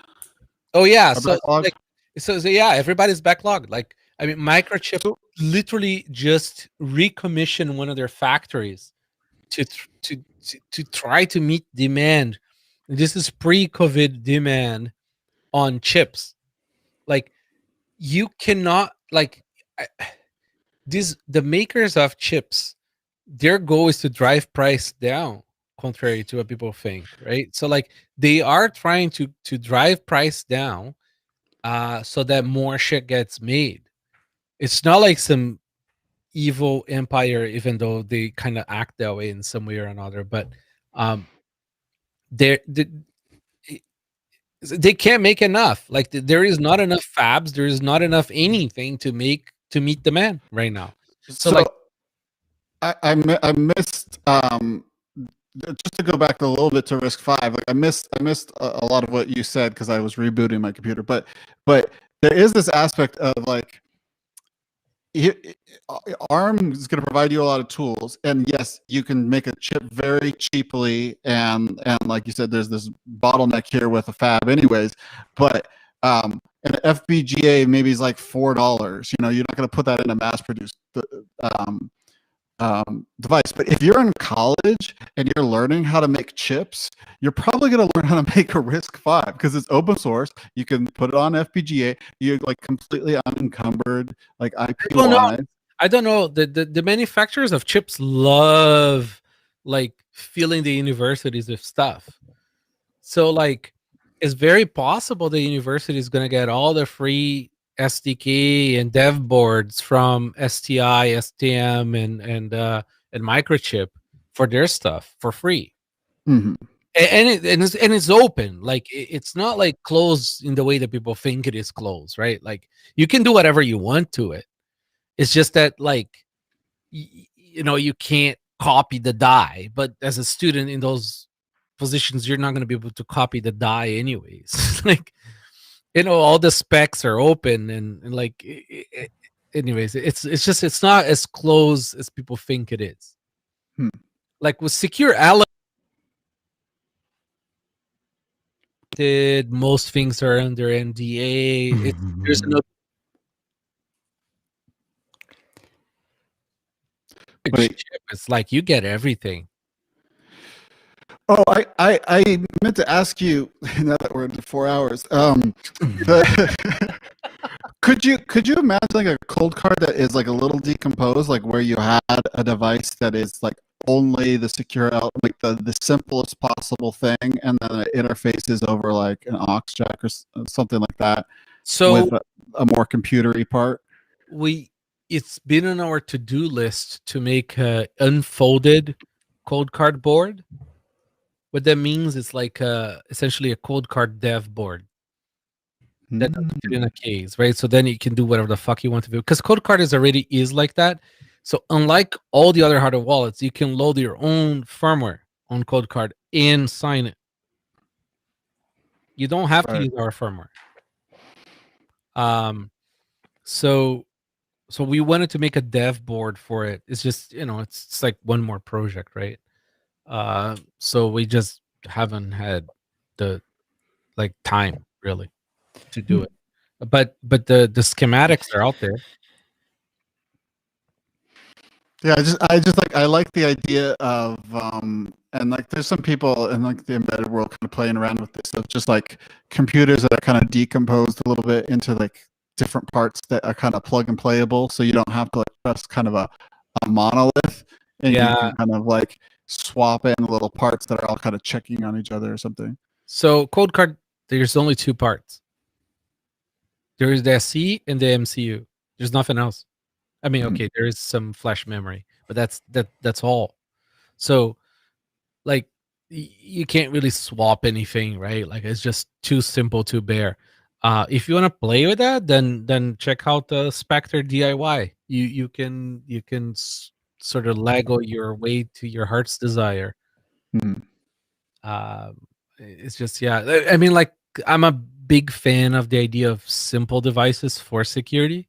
So, like, it's like the design of making it so bare is on purpose. Like, you wouldn't want to add complexity just to make it so it is Legoable. Yeah, exactly. Don't want to do that. Because, like, we already have an MCU that's essentially open, right? And then the SE that we use is fixed function. That means that you cannot really program it. There is no program. It's all in the silicon. All you can do is give it some settings. And so, like, Ledger is right in calling it not an SE. It's actually just a secure memory chip in a way, right? It's very hard to define it. Let's put it this way, because it's in between a secure memory and a secure chip. It's just, it doesn't let you run any software on it, which is amazing. It's just a dumb memory device that has some secure element capabilities. So when is the private key, like, when is the baby formed? Sorry? When is the private key, because the private key is never in the actual device memory, right? Yes, it is. So and that's part of the design, like, trade-off, right? So we encrypt the private key with a key from the MCU into the SE, right? When it's off, if you break into the SE, you're gonna find an encrypted seed.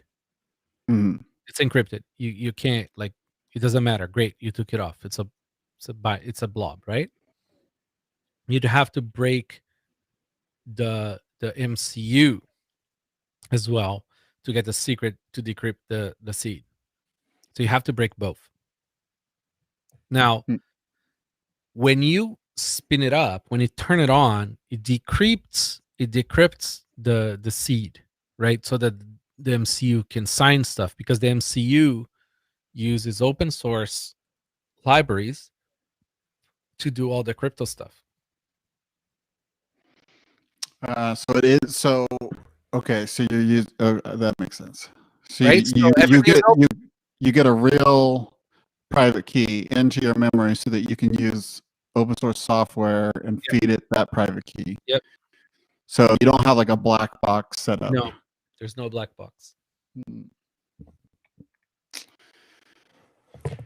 Matt's both. just been shit posting in the bottom left-hand corner of the screen this whole time. I have been. Yes, I have been. I just want to say thank you to all the freaks who have joined us tonight.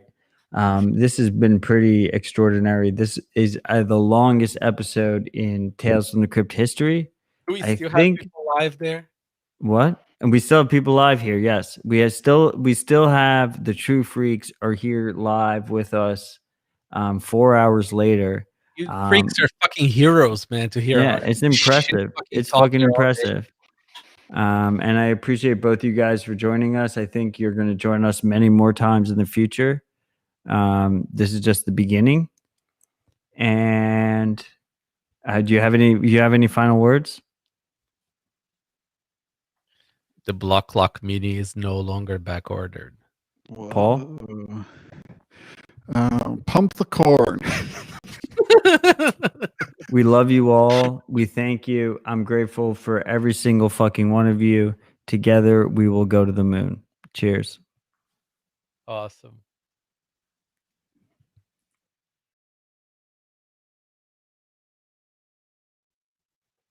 Love you, freaks. Stay humble. Stack sats.